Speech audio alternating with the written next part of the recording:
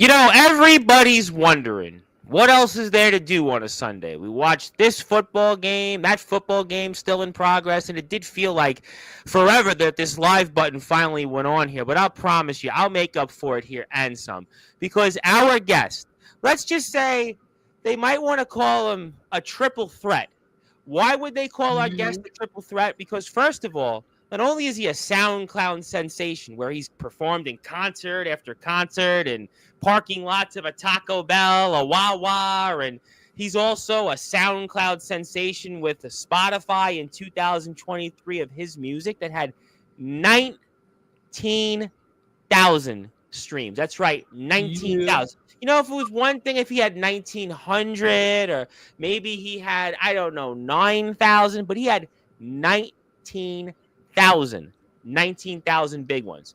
He's also a pretty good wrestler, in case you didn't know it, because he's the reigning defending WDWA Mid-Atlantic champion. And he did something that's a first in Sportswire radio history, is that he literally just over, I don't know, 30 hours ago, maybe graduated college. And he's the first wrestler in the history of Sportswire radio to come on this platform right after graduating college. I'll get to that. We'll certainly talk about that here and some. And his journey has certainly taken him throughout some really different places. And he's met some guys like Gary Yee and how about Robert Irvine, that famous conversation he had with Robert Irvine? And let's just say, yeah, Gail Kim might take him, but something tells me that he's doing pretty good because he's the one that's here right now in prime time and the brightest lights, the brightest stage. Because after all, I could have had Gail Kim. I just had on Rhino, Savio Vega recently. So if I wanted to have Gail Kim, she could have came onto Sportswire Radio, but I decided I want our guest here because he's got probably a few stories about this guy that came on here a few days ago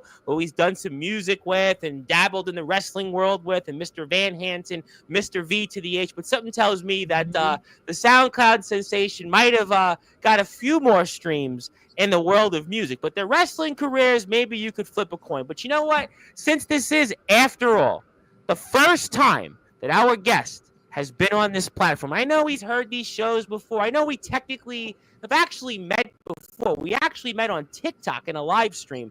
And since I know he probably knows how this goes by now on Sportswire Radio, I am going to give him that introduction. That introduction that, again, Rhino and Savio Vega have endorsed, and it's gotten me to nearly 1,400 subscribers. And after all, maybe our guest, he's in part responsible for Rhino and Savio Vega and everybody else coming on this platform. After all, he's friends with Mr. Hansen. We'll get to that.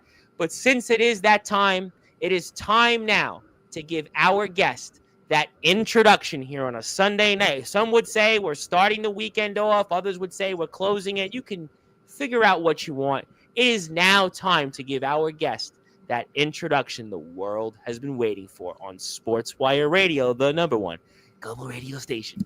So with that,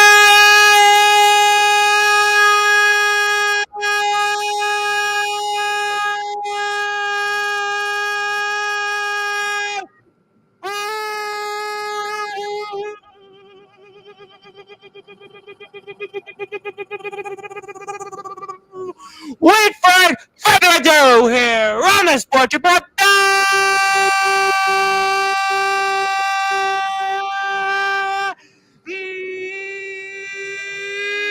number one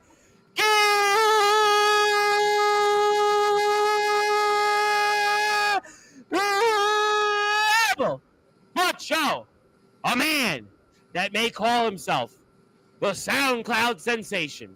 A man that may call himself the reigning, defending WDWA Mid-Atlantic champion. But he's most importantly the first wrestler in Sportswire radio history to come on right after graduating college. His name is simply put Anton.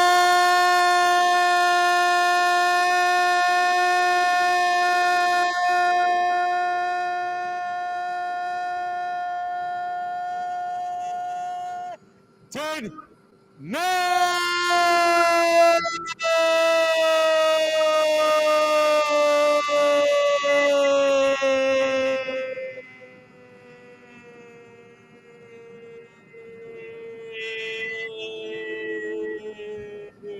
The champ is here, my friend.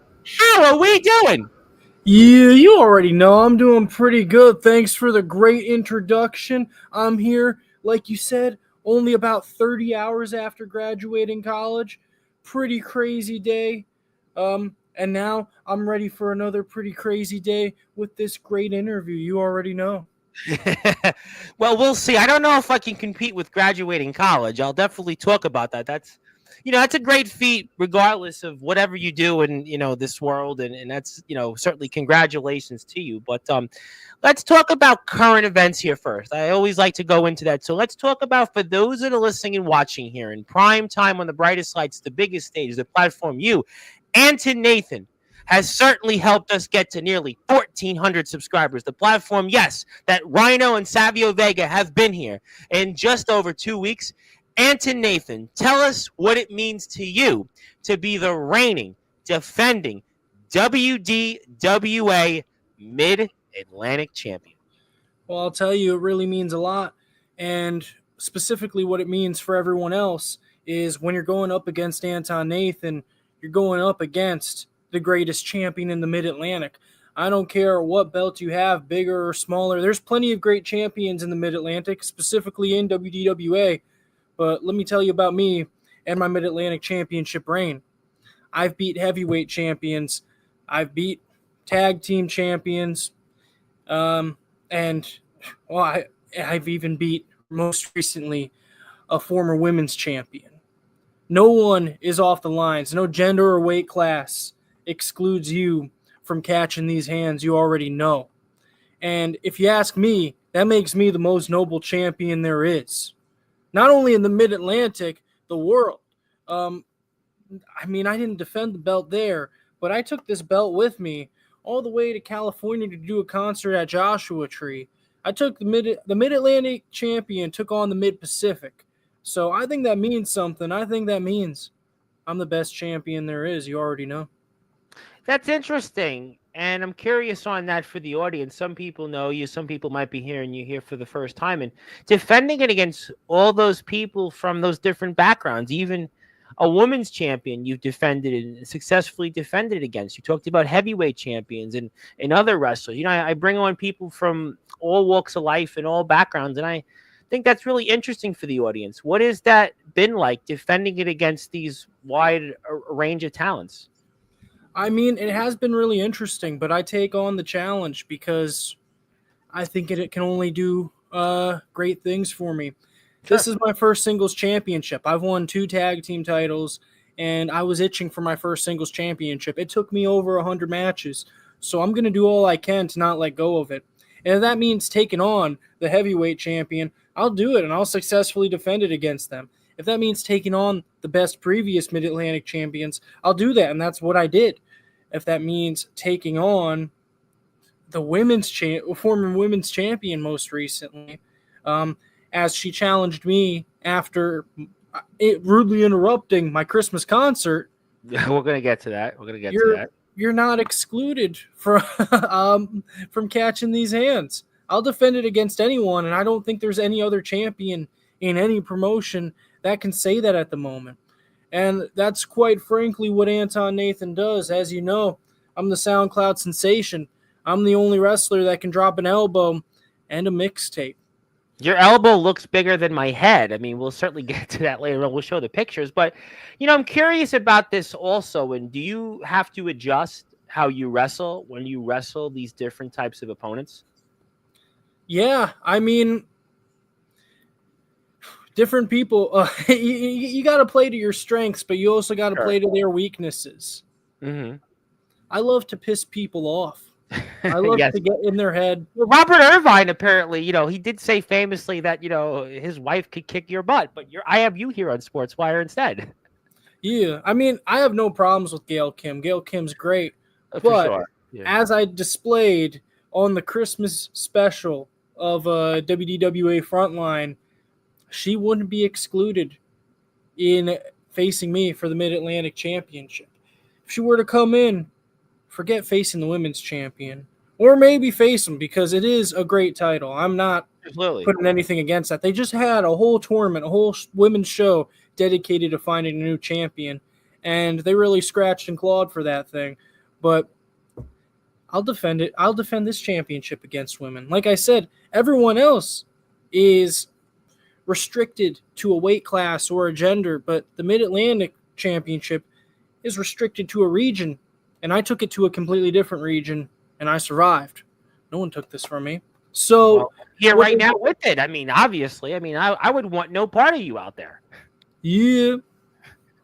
So Gail Kim, if you want, if you if you really want to see if what your husband says is true, then come to WDWA, come to West Virginia, and face me for this championship. You know what I'm saying?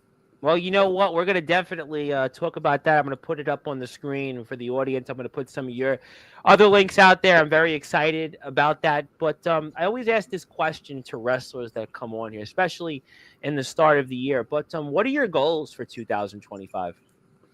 Well, I've told many of my friends, Hanson being one of those friends, as we talk about our goals quite a bit to each other. For him, it's very much been his YouTube goals. And for me, it's, hey, the past 2 years, wrestling's been there. I've been wrestling, maybe not as many new places. It's been more wrestling's a byproduct. I'm going to keep making my music. But most importantly, I'm going to shift my focus to school. Because I tried to a while ago, and it didn't work out, and now here I am finally graduating college. And I needed that focus on college, and now that's finished. The plan B is accomplished. So it's not now time to shift my focus back to plan A. So basically what that means is in 2025, you are going to see Anton Nathan get signed.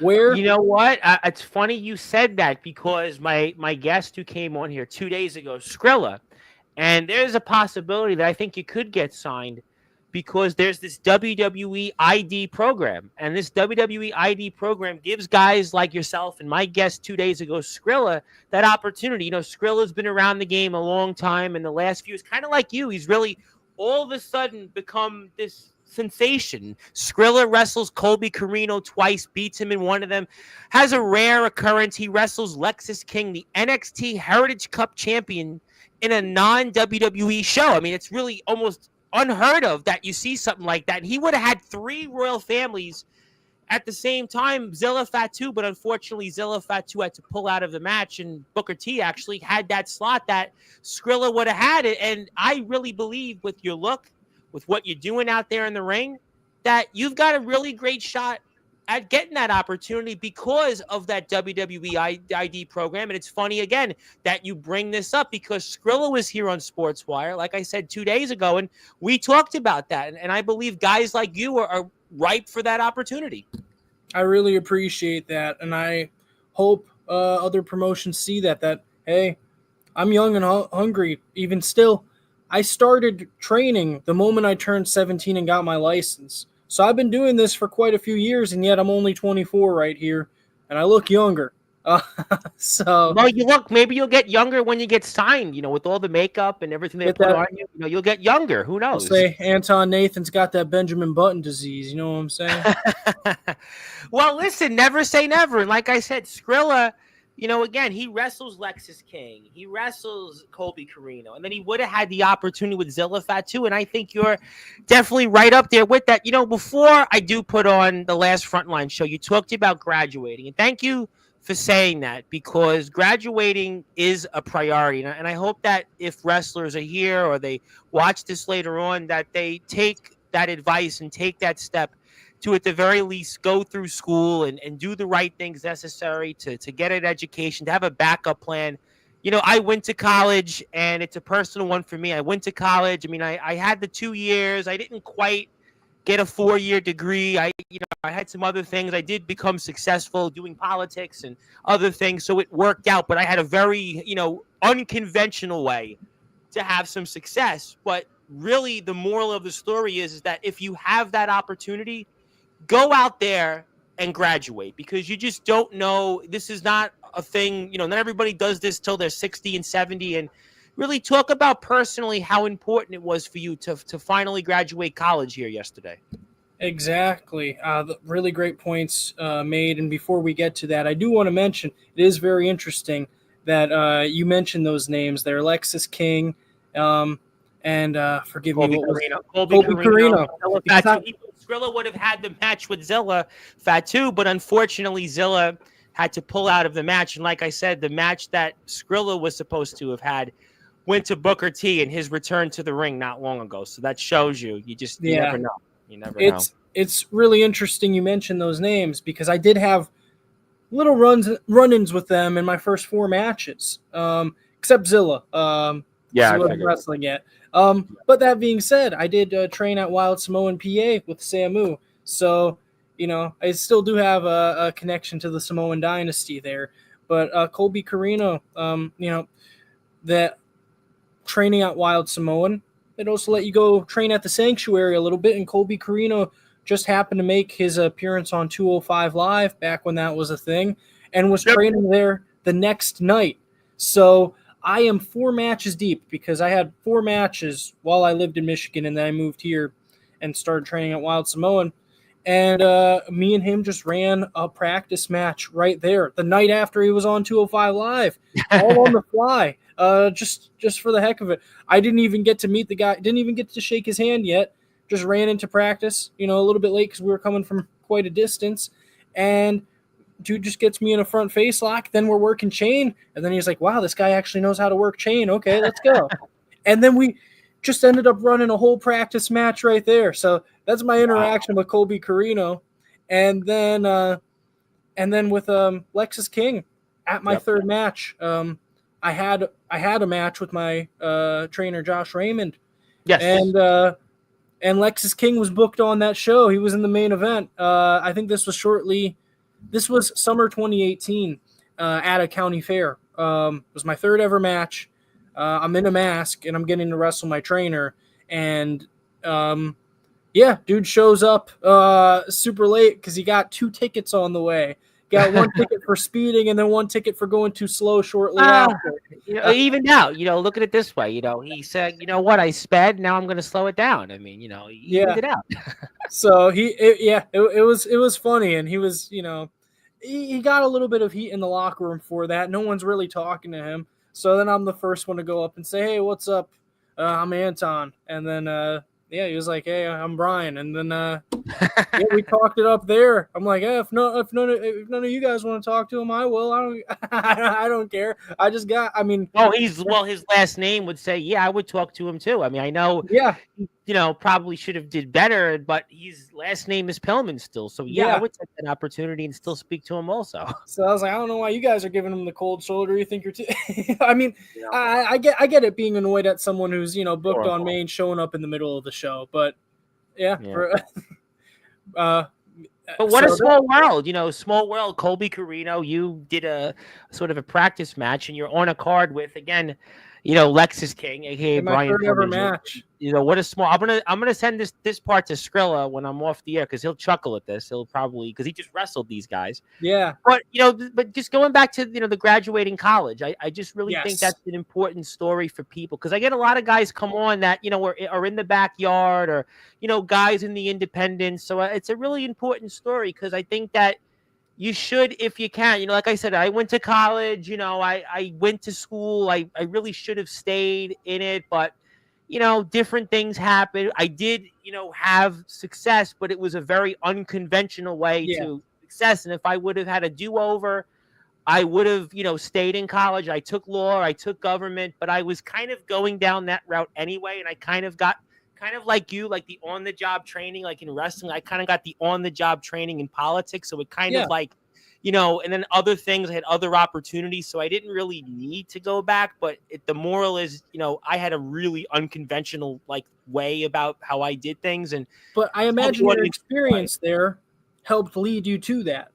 It helped me to be here. It helped me to network and get other opportunities. But I had to work really, really, really hard, too hard to some people. I imagine you're better for the experience there, though. No, I think it worked out. I'm here, but I think for you, it's so important. Thank you for talking about the graduating of college, and I just want you to expound upon that for a minute or two before I show your most recent stuff in WDWA. Yeah, so actually in high school I was very anti-college. I was very much a hater of the idea of going to college, Mm, and my I much of it came because my parents were pushing it in spite of wrestling on me. Almost mm, everyone at my high school had some sort of college plan, and they're like, "Okay, you got to plan. You got to make your plan now. Go to college first, then worry about wrestling." And then I'm like, who are you to tell me what to do? I'm going to be an adult. Let me make that decision for myself before I'm over $100,000 in debt because of that. Yeah, no, just yeah. put me in debt first before making that decision. The thing Yep. is, you don't necessarily need to be in that much of amount of debt. Uh, No, no. my college I went to, Northampton Community College. I went because it's close to where I live, No, but that's important. Listen, you know but what? it also just happens to be like one of the top 50 colleges in top 50 community colleges in the country, and it's helped me get many opportunities, and it has a lot of the same professors and classes as all the local 4-year schools where people are paying 10 times the price. I'm literally paying a tenth of the price. So community college, for one, is an option. I do want to say that to people, and don't necessarily rule it out. I ruled it out for a long time. Well, there's a stigma when you're in school. I had the same thing. It was like, am I going to go to a community college? And I didn't. I did, here in New York, I grew up in Brooklyn, and I did well enough that I didn't have to go to a community college. But there's always a stigma like, oh, I don't want to go to it's 2 years. It's almost like you couldn't, what's the matter? You couldn't go into a 4-year school. So I understand people, go through that challenge, and people look at it and say, well, they feel embarrassed in some cases. Yeah. And there's plenty of great community colleges out there that you might get better experience at for Sure. less of the money, at least, especially in the educational Absolutely. department of it. So for me, I ruled it out because my family and my peers that I went to high school with told me, forget wrestling, focus on this. And I was like, who are you to tell me what to do? And then who are you to make financial decisions for me? So I didn't go to college right away, but I did compromise a little bit. I went to my local tech center and I went for printing and imaging technology. So I learned how to screen print there. Um, I learned how to use offset lithography machines as well as flexography machines, and make a ton of my own stickers, which carries into what I do That's now. actually a very cool thing. Graphic design is, something I've always wanted to get into, but I don't have time at this point. I don't have the time. The tech center gave me great experience doing that for Sure. free while I was still in high school. So I learned Okay. how to print my own t-shirts, which I still do. If you buy a t-shirt out of my bag, it was printed by me. I Wow. carry around stickers with my Spotify code on it and tag it anywhere I can. Wow. And if you look behind me here, let me see if I can angle it right. Oh, it's further. I even have Oh, a I see it cardboard now. Yeah, cutout of I myself. got you. I see it. Yeah, I see it. I see it. Very So, cool. and I made that at the tech center. So that led me to many skills that helped me in wrestling. It doesn't need to be this or that. It can be this and that. Now you need to put in extra work to make it this and that. Yep. It's going to be stressful at times. You might have to sacrifice a little bit of social life to do so, but it doesn't need to be this or that. I think that's the biggest message I want to carry to wrestlers, because I did that with the tech center. That was my compromise for not going to college. Sure. And throughout my senior year, I went to the tech center for printing and imaging technology, and I trained with Josh Raymond every Saturday and Sunday. Just Sundays during the high school wrestling season, because Saturdays were tournaments. So just Sundays back then. But throughout most of the year, it was Saturday and Sunday. My entire weekends were spent in a barn an hour and a half south, training with my trainer. And I put in the work, and I had my first match before I was even graduated from high school. Granted, only a few weeks before, but it was even 9 days before I turned 18. My birthday is May 14th, same day Wow. Frank Sinatra died, which is why I continuously say. Boy, you know what? You are an interesting guy. I tell you what, you might be more interesting than Van Hansen after all. Boy, you're the same day as Frank Sinatra died, obviously. Yeah, it was I'm trying to think, was that 1998? Was it 98? 1999. I was born in Okay. 2000, granted, so Okay, it was because a I year later, remember but when same day. I'm a little older than you, and I was a little kid, and I remember when he died, and I thought it was around the time of what was it, JFK Jr. So you said 99. That makes sense. JFK Jr. died like right after that. He died in a plane crash. So okay, makes Yeah. sense. I was born on May 14th, 2000, granted, but I like to joke and say that I'm Frank Sinatra reincarnated for Well, that you reason. might be, but that's a great story. And the student loan debt, yes, is a major problem. And thankfully, I do not have that kind of debt, which is why That's I am awesome. glad things worked out the way they did. But let's talk about your most recent match, because I have it up on the screen, and I want to talk about that. Plus, I want to give you some things. I want to talk about some other things. So let's do that here. I'm going to go like this. I got it synced up here. So we're going to go right here, right up on the screen, and we're here now watching. And obviously, we're about to see something happen here. And tell us what's going on here. Yeah, so shortly before this, I was trying to have a great Christmas concert, and Valerie decided to interrupt it, tell me to shut up, and then she slapped me in the face. So That's not nice. I took that personally. I charged at her. She wanted to scream about it, and then she proceeded to challenge me for my championship. So I was asked, how do you feel about that? And I said, I feel like I woke up Chris Breezy. You know what I'm saying? Well, first of all, how is it like wrestling in a Santa Claus suit? Not too many people can say they've done that. What, Mick Foley, I think, has maybe done that before. And I got to Stone imagine. Cold on a Raw episode was Santa Claus, I think, right? It's not too many people can say this, Yeah, I got to imagine Mick Foley has wrestled in a Santa suit, considering he wears one all the time. Well, not all the time, but how seriously he takes Christmas. I got to imagine he has. Here, it actually was a huge benefit to me. Okay. Because basically, there was no heaters in the building. That place was 30 degrees or colder. Oh, my God. Wow. So wrestlers were in coats before they came out, and the audience was shivering. And oh, my God. I don't take that as a jab at. I mean, I don't mean that as a jab at WDWA. No. As far as they knew from the venue, they were told that, oh yeah, the place will be fine. There are heaters. When I played CYO, listen, it's not, because when I played CYO basketball as a kid, I never forget when we practice. I would never forget it. We would be in like shorts and no t-shirt underneath our jerseys, and it was the church. That was our church. There was like no heat. I still remember it like yesterday. I remember like the dingy gym, and it was cold. They just didn't know. It just sometimes people they don't know, or they can't put the heat on for whatever reason. It's it is what it is. Yeah, I mean that's basically what happened. They were told, yeah, there's a new heating system. It's going to be great. Essentially, yeah, there was some sort of miscommunication, and it wasn't heated up. So,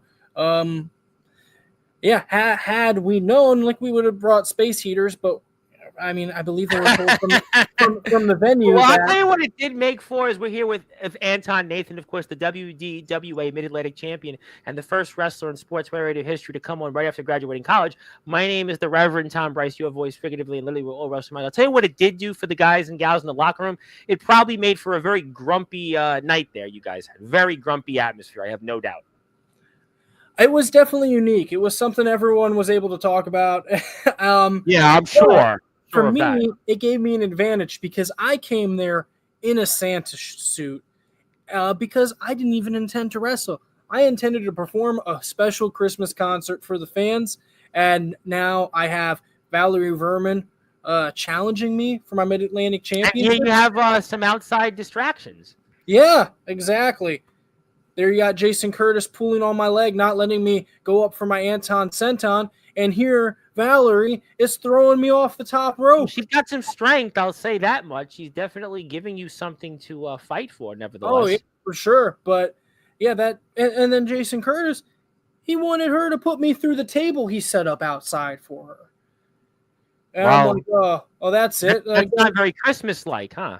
Not very Christmas-like at all. Nah, he's on the naughty list for that. I should give him a I came there to entertain the fans. I got slapped in the face by this woman, and I got my And leg you're pulled by still this guy. dealing with him, Jason And then Curtis. right You are here, still he dealing with him. headbutted me right in his head. So, it was definitely a unique experience, uphill battle for sure. And now he's sliding in the table for me there, Boy. for me to go through. So, I wasn't taking that. I wasn't having it. I took that personally.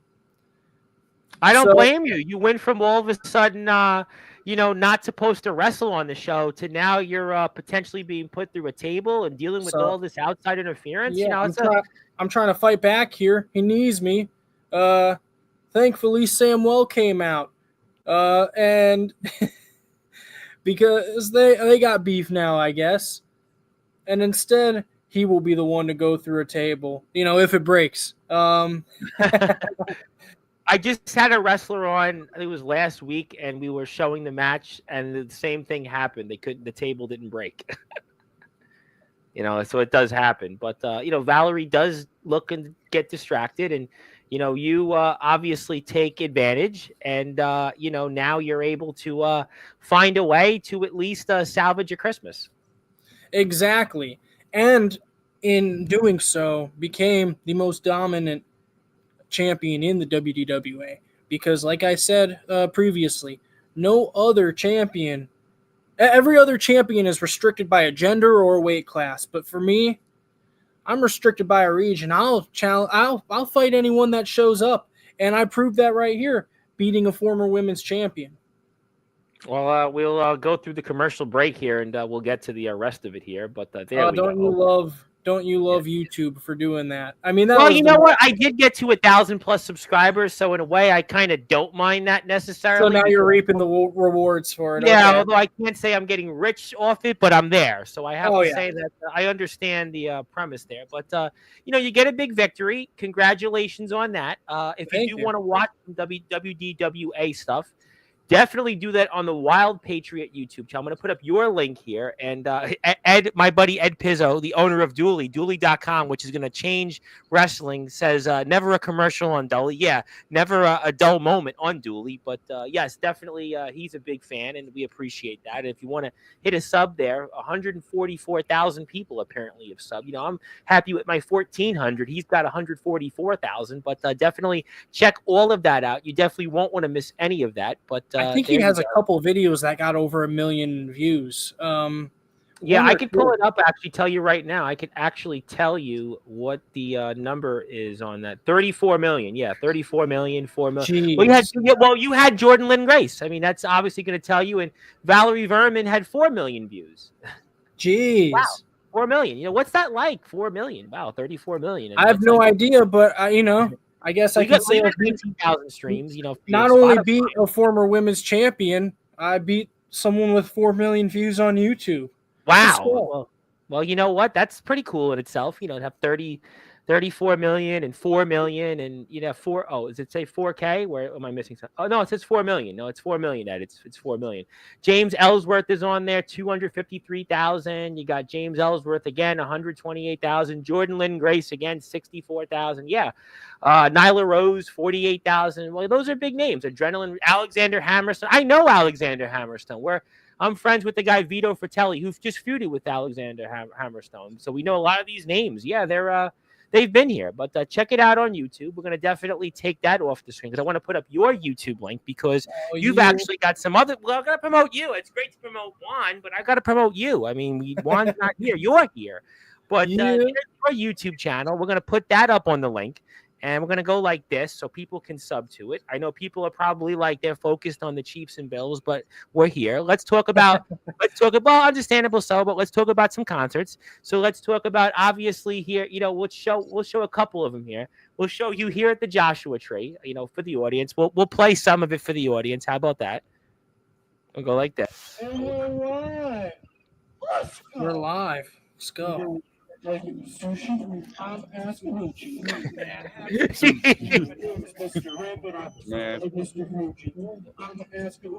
So what's it like here in the Joshua Tree performing here? What is it here that's you're having fun with?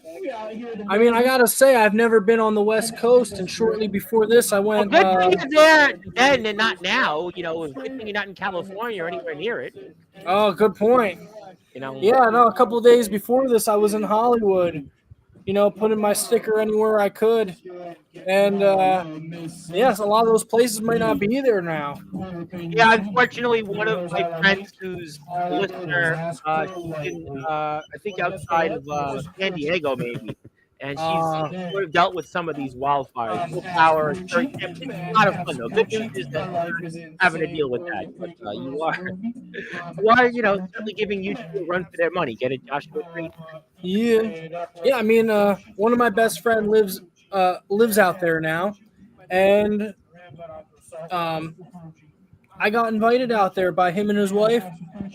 They were big supporters of the concerts from day one.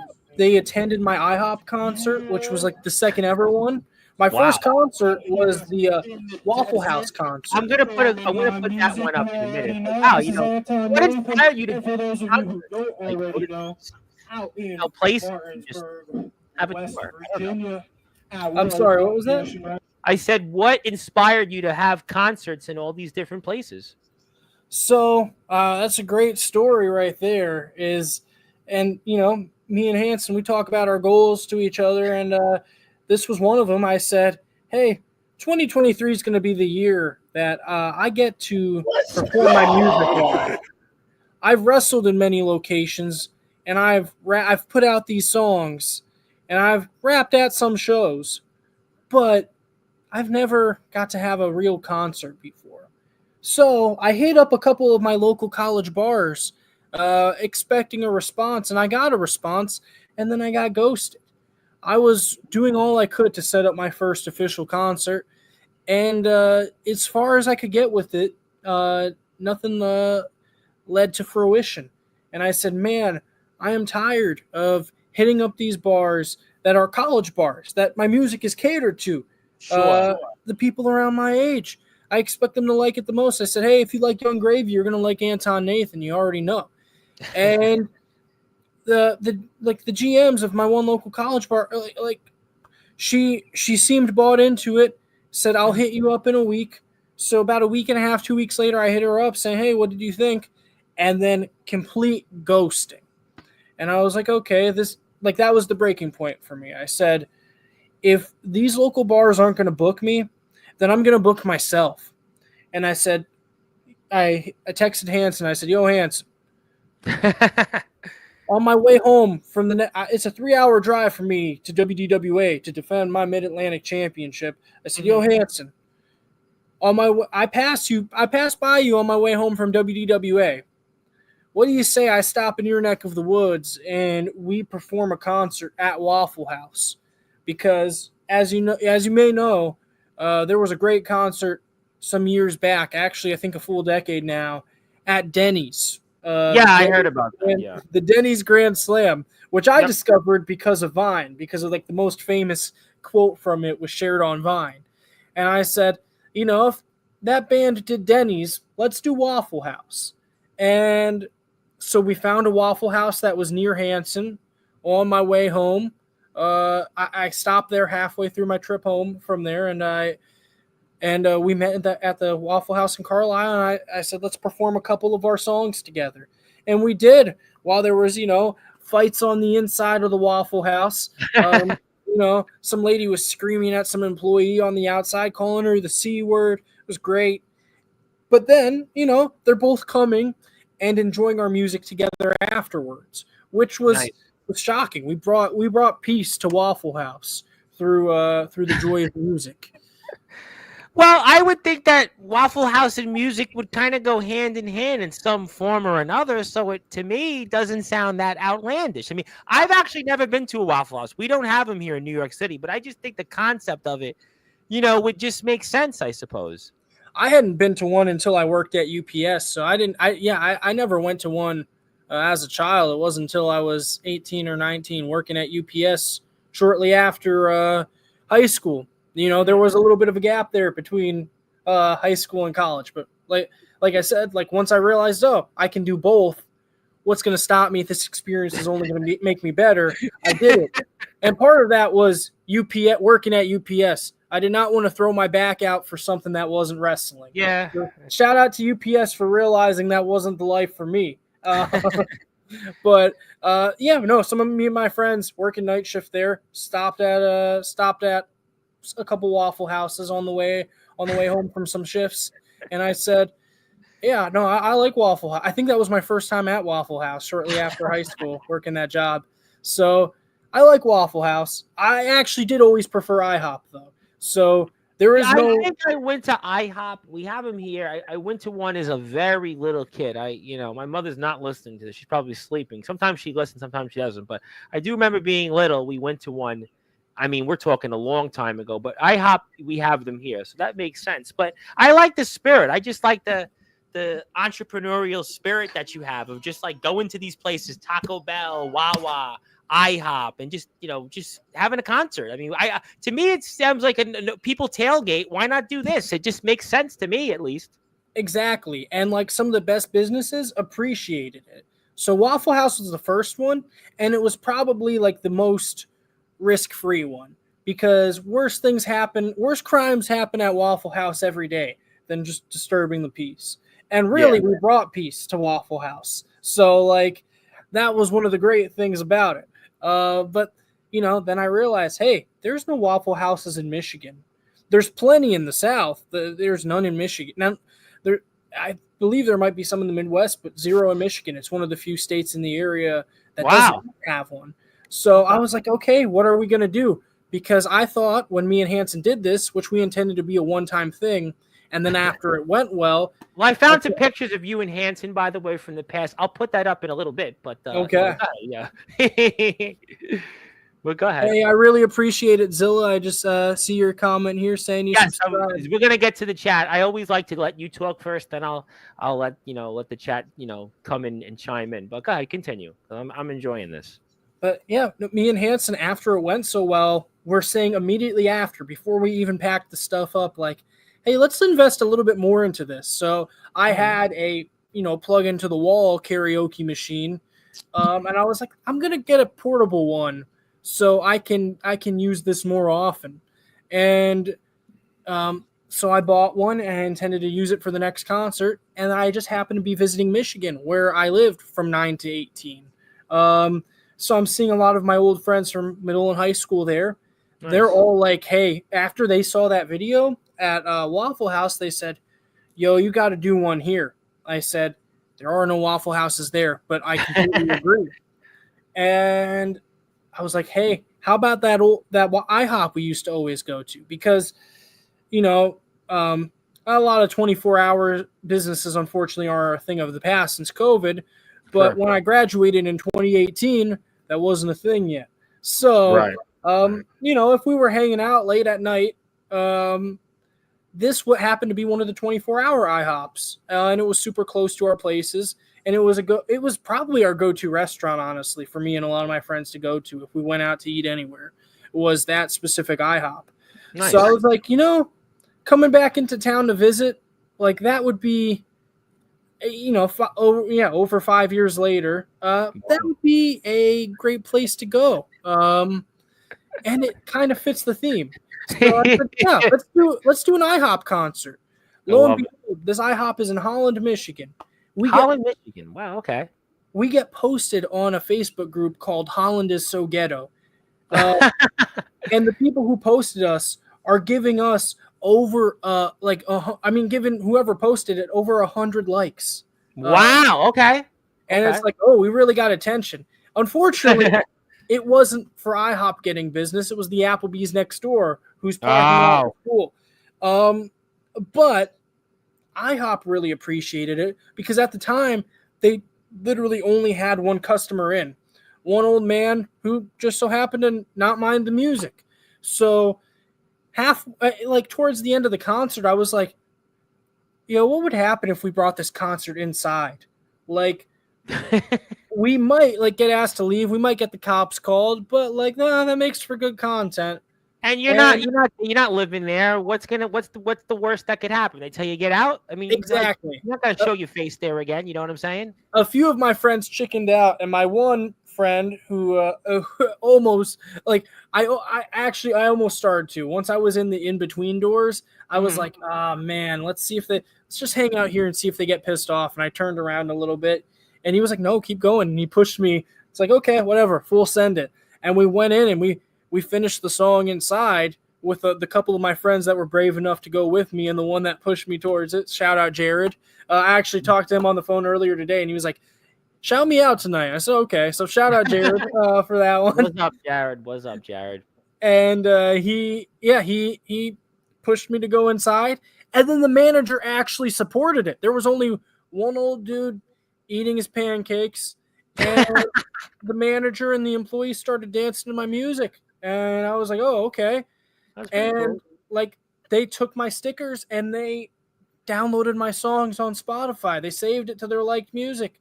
I was like, oh, okay. And so then I have my friends that were there attending the concert also sharing on Holland is So Ghetto, saying it was great, you missed out. And even the manager is commenting because she happens to be a member of the Facebook group. Like, there was a couple haters of it, and they were like, why would he do that to this poor business? And she commented, like, as the manager, saying, no, actually, we loved it.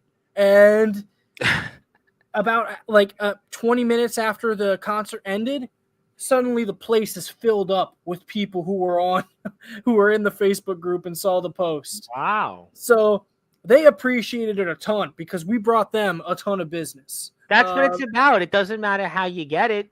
People they want those heads to go into the place and do business and eat and come back. And those are people that'll come back. And we brought the customers like a once-in-a-lifetime experience. They had never seen a concert like this before. And it was really, that time, just my friends being supportive. So the next concert was the Taco Bell one. And I'm like, okay, now I'm back here in Bethlehem, PA. I'm back home from Michigan. And I don't have as much of a network here. I don't have those old friends that are going to support me no matter what with it. I have a lot of strangers. So how can I get their interest? So I made a flyer in Canva for it, and I went to those local college bars that rejected me. I went there at last call, and I said, I'm going to make them regret rejecting me right here. I printed out over 60 flyers, and I started poaching their customers as soon as they started kicking them out around 1:30. As soon as they were calling their Ubers, and I was like, yo, like, and there was like a little bit less risk at Taco Bell too. Like, keep in mind, IHOP we weren't 100% sure about. Worse things happen at Waffle House every day. But Taco Bell too. It's like, who works at Taco Bell? Usually a bunch of stoners who are going to enjoy. Well, yeah, we have a Taco Bell where I am in Brooklyn, and it's just, people just go in and out, and you wouldn't even know these people are. It's kind of. And the employees are a ton of people who may enjoy the experience. So I was like, yeah, you know what? Like, a lot of people, in their 20s, this is something they'd enjoy, something that would be the highlight of their weekend. And, they're here drinking. They're here because they might have a problem and are trying to escape. They, what's a great entertainment is a great escape. Absolutely. I say it all the time on here. I always say people are here. They're here on Sportswire to get away from what's going on in the world. They're here to get away from just the drama and everything else. So totally, I full and wholeheartedly support these concerts. I think they're genius. I really appreciate that. So yeah, I was handing them out at those bars that rejected me, the college bars at last call, and I was like, hey, do you want to see a concert in the Taco Bell parking lot tomorrow? And they're like, you're doing it at Taco Bell? And I said, yeah, right there on Easton Avenue. And they're like, okay, I actually planned on going there for lunch anyway. Let's go. And a ton of people were hyped up about it. And not all of them necessarily came.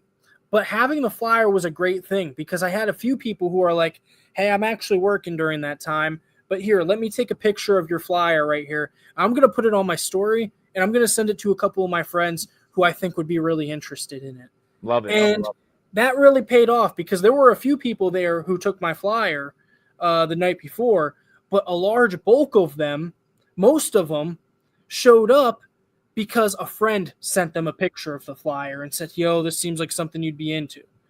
And I really appreciated that. That was the community coming in to support a new artist, if you ask me, and also have an experience they never had before. Love it. Almost led directly to the Wawa concert because that was only 2 weeks later and drew some of the same audience, some of the new, some of the new fans from the Taco Bell concert that I met through that were like, let me know when your next one's going on. And so I did, and then they brought some more of their friends, and they were immediately like my biggest promoters. They saw the concert, they understood the vision, and they said, hey, I'm going to take some friends to my next concert of yours. Let me know when it is. And I mentioned Young Gravy earlier. I said, yep. I said, a lot of young people like Young Gravy, and I said, hey, if you like Young Gravy, you'll like Anton Nathan. It's very much similar style of music. Nice. So Young Gravy happened to be right here in Allentown 2 weeks from then on Saturday at the Allentown Fair, or Saturday or Friday. Either way, it was during the weekend. And so I was like, this is my target audience. How can I appeal directly to them? I don't necessarily feel up to doing another concert just yet. I wanted to wait 1 or 2 more weeks. This is only, 13 days later from the previous concert. But it might be a little bit overkill. But this is literally my target audience. This is a ton of people who may have never heard my stuff before. Got to go to your base. That can see another concert similar to this one, and this time for free. So I paid like the $80 for pit tickets.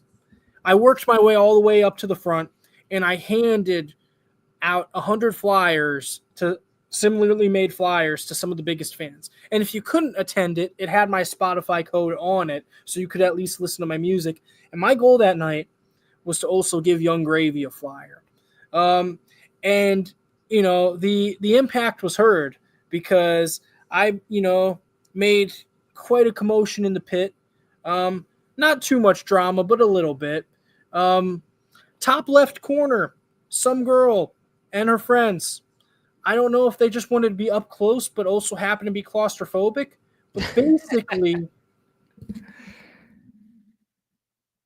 this girl and her friends, like they literally just formed an 8x8 square for them to have their space at the top left corner of the concert. And it's like, yo, this is like this is the standing room only section of the concert. It's whoever is here, man.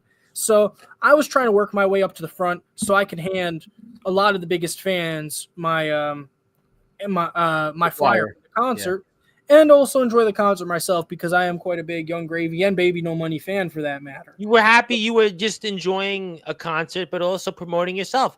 You were killing 2 birds at 1 stone. But that's pretty clever. That's smart. You were doing what anybody else would do that's an entrepreneur and going right to the people that would be your target. And there's a lot of morals of the story here that you're basically, you're very hands-on.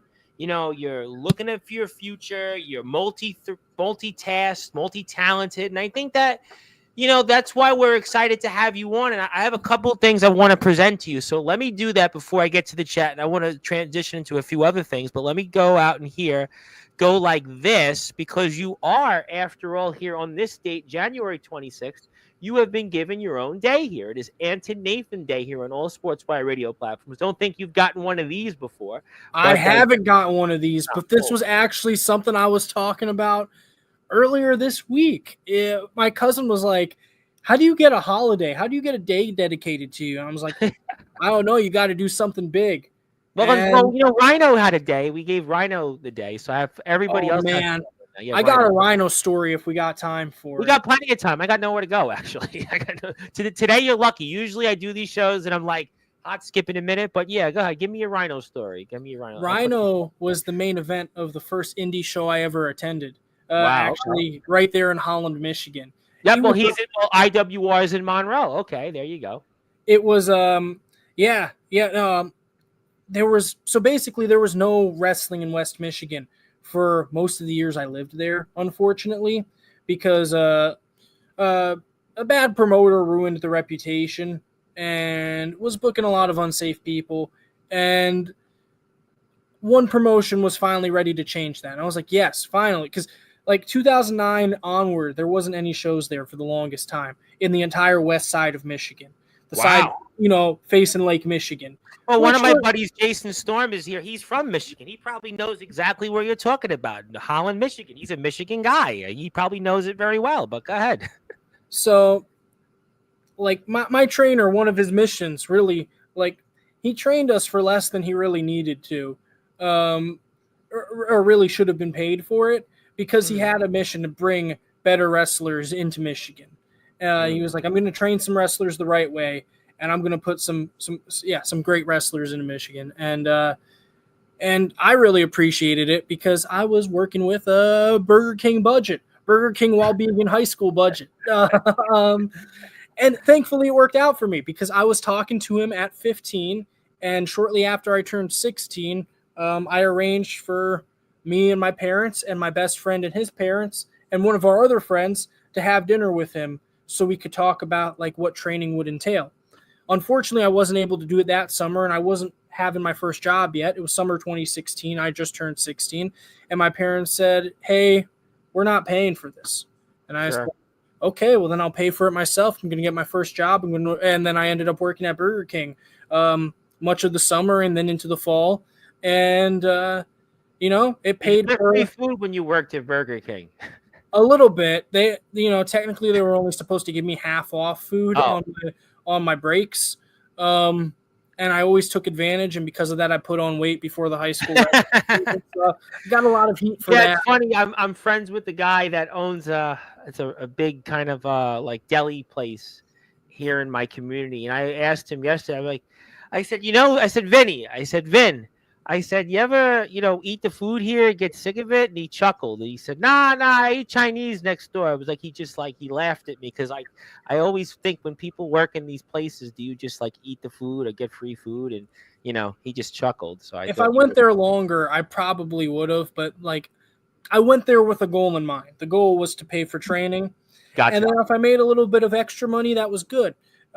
Because my first big purchase there, shortly into the school year, was an Xbox One, Nice.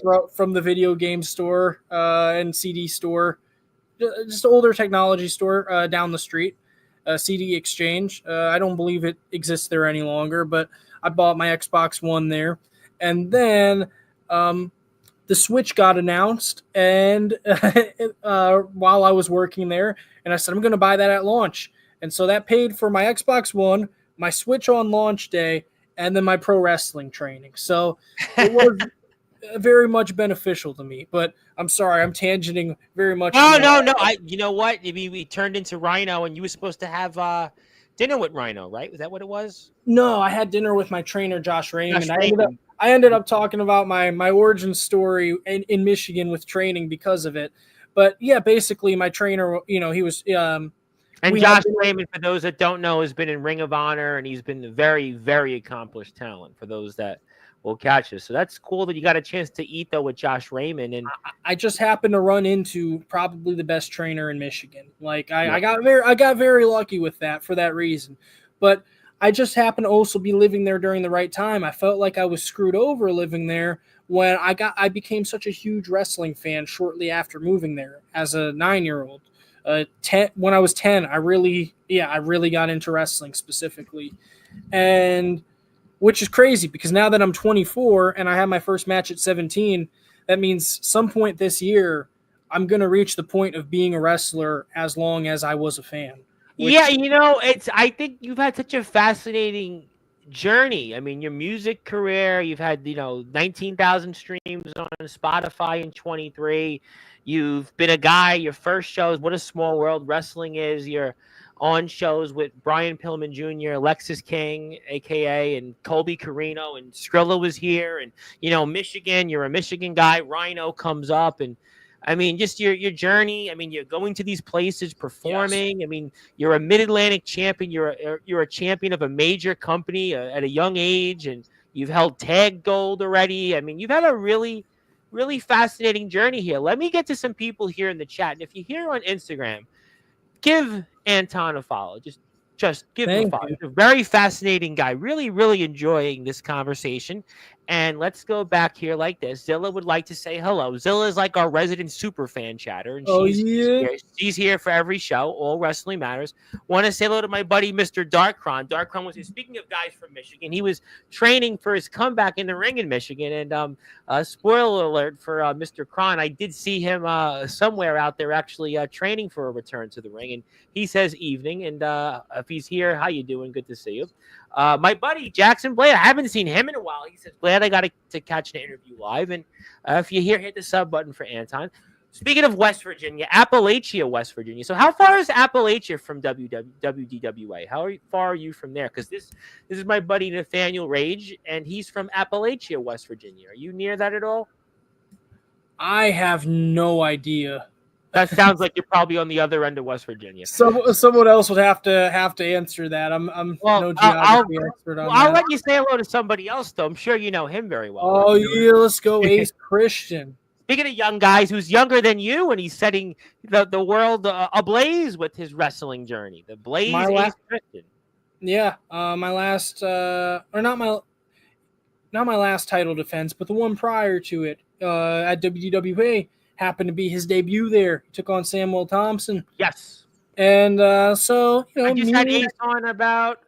Ace would probably tell me about 3 weeks ago. Ace was here. We had a big announcement. Ace is going to Iowa. He's flying on a plane for the first time. And let's go. Yeah, Ace is awesome. I was speaking with Ace for the last couple months, and he's been here many times. He just said "ye" though. He didn't say anything else, but he said "ye." That's the right response. That's the magic word. You already know. Yeah, I knew that, but he did say that. But Ace is, Ace will be like you. We'll be like you a few years ago. But I told Ace when he was off the air last show, and I'll tell you the same thing. Just remember the little people. Although, you know what? I can't say that anymore because I had Rhino and Savio Vega on, so I can't say I'm the little guy anymore. You know what I'm saying? I can't say I'm the little guy no more. And so I never got to the Rhino point of the story. Go to the Rhino point because I don't have many more comments to get through. What was the Rhino point? I want to hear this. So, I gave a little background on what was going on at Michigan at the time. There was no shows on the west side of Michigan. Plenty on the east side, 3 hours away, Detroit area. But on the west side, across the lake from Chicago, where I was at, there was nothing. Okay. And then when I was 15, a promotion called Pure Pro Wrestling. Yes, Pure Wrestling. Yes, I have. From the Flint area. Yes. Started doing shows more all over the place in Michigan. Sadly, Flint is where years ago the whole thing that happened with the water, right? That was I think around then. Really terrible thing. I'm in politics, and I remember I did some work. Well, a couple of times. It was one internet radio show I did work on. Then I was at a radio station last year, and I remember covering the whole thing in Flint. It was like really terrible thing. So yeah, it was terrible, and I don't know if this relates to it at all, but they started going more places than just Flint and Detroit area. This promotion in particular, they started really going all over Michigan. One of those places was Holland. They were bringing wrestling back to Holland. I really appreciated the effort, and I think it kick-started something great here because now there's a lot of great wrestling in Michigan, in the west side of Michigan. But that all started off with PPW's first show in Holland, Michigan, and that was I don't know if there was a name for a show, but it was in the Holland Civic Center, and the main event was Rhino. It was with Rhino. It was a fellow Michigan guy. It was Rhino versus their champion Ace Evans. And it happened because of the lack of wrestling in West Michigan. It took until I was 15, but it happened to be my first indie show. Nearby in Grand Rapids, there'd be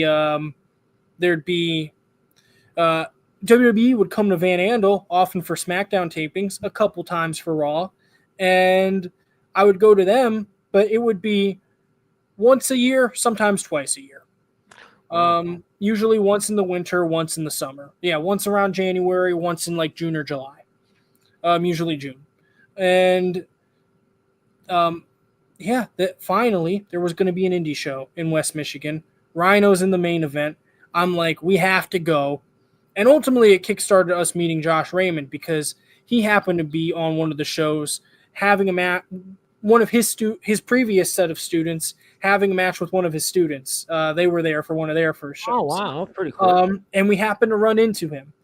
And actually, the promoter, we didn't talk about training at all with him. We just got selfies with him. I have it somewhere. I got to find it because we took another picture together in my fourth match. And then I eventually got to have a match with Josh Raymond, my third match, and it was really my best out of my first four. It was crazy.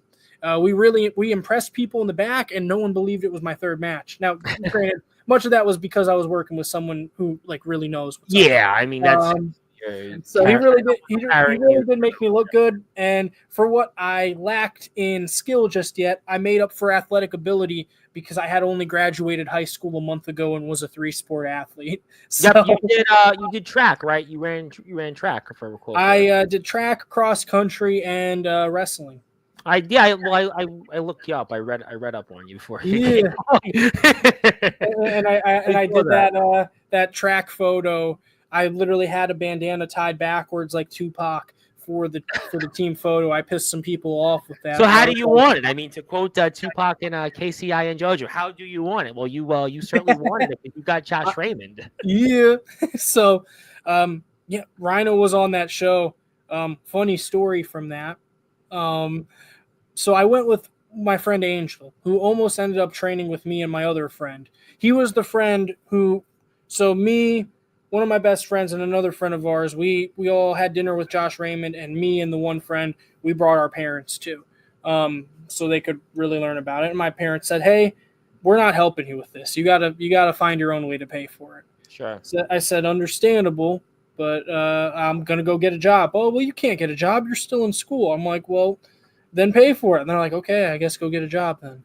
Or no, well, they were still pushing, "Hey, go to college, then worry about wrestling." I'm like, understood.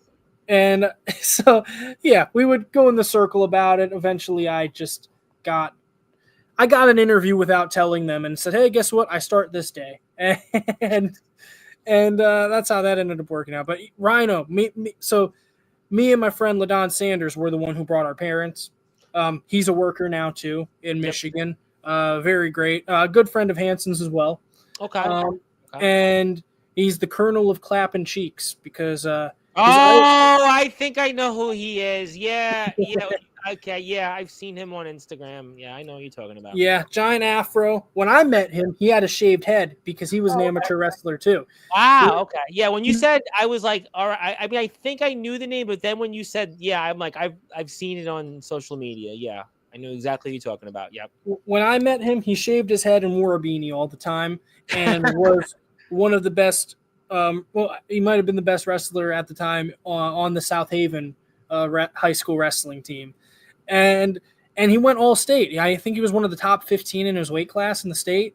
And I brought him onto my high school backyard wrestling videos through a mutual friend, and then it was like, "Hey, we should get trained together." And me and this guy ended up becoming like best friends. And then our friend Angel was also in these videos with us, and we almost got him trained with us as well. He was the friend who didn't bring his parents. He rode with me and my parents since he lived near. He had recently moved nearby at the time. But so me and LaDon Sanders and would live together the next summer and go train there. He was living at my parents' place for an internship he had closer to my house than his house. But anyway, Rhino, yeah. So me and this friend Angel, we went to this show because it was a very last minute decision, and we're like, there's no way we're missing the first indie show we've ever seen happening in the area. So we show up to it, we get our pictures with Rhino, and Angel's taking forever to take the picture. He was like, "Hold on, it needs to focus." Oh, they get mad like that. They gotta go. Oh boy. Go ahead. Well, this wasn't Rhino's fault at all. I mean, he did go fast with shaking my hand, which was weird. I was like, "Oh, that was a weird handshake." And I found out he's a germaphobe. I say it on the air, but there's something I'm gonna tell it to you off the air. There's a little thing about Rhino I know something about Rhino, but I'll tell it to you off the air because Okay. I'll tell it to you. So, but then it's like, okay, yeah, I'll pay for the shirt. I'll pay the full package. I'll get the shirt, the 8x10, and a picture with you. Okay, let's go. So that's what I did. I'm getting my picture taken with him. Yeah.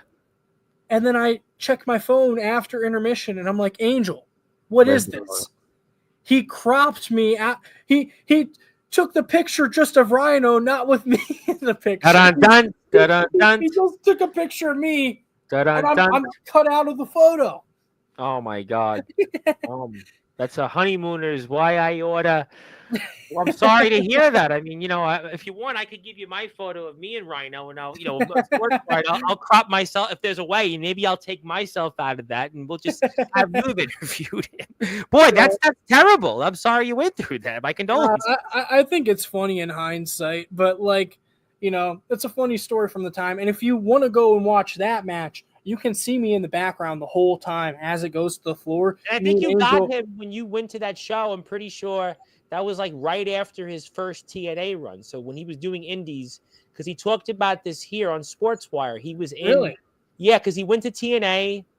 We're talking like 2015? You saw him in the ring? Yeah, I think maybe it was February 2016, but I was still. You got him after TNA and right before his return to WWE. Right before WWE, yeah.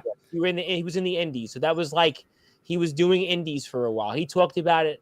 I think he even talked about it here on Sportswire about he did indies for actually quite a while, and that was you caught him right in that period of time.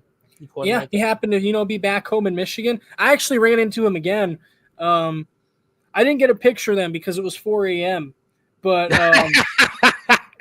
I was on my way home from WrestleMania 33 in Orlando.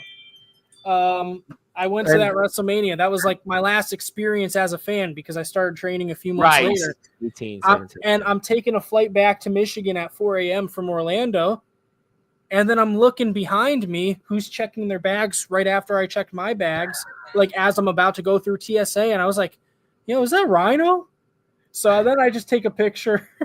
I took just a picture of him checking his bags. And I'm like, I texted it to my group chat of my friends. Why didn't you just go up to him? It was 4 a.m.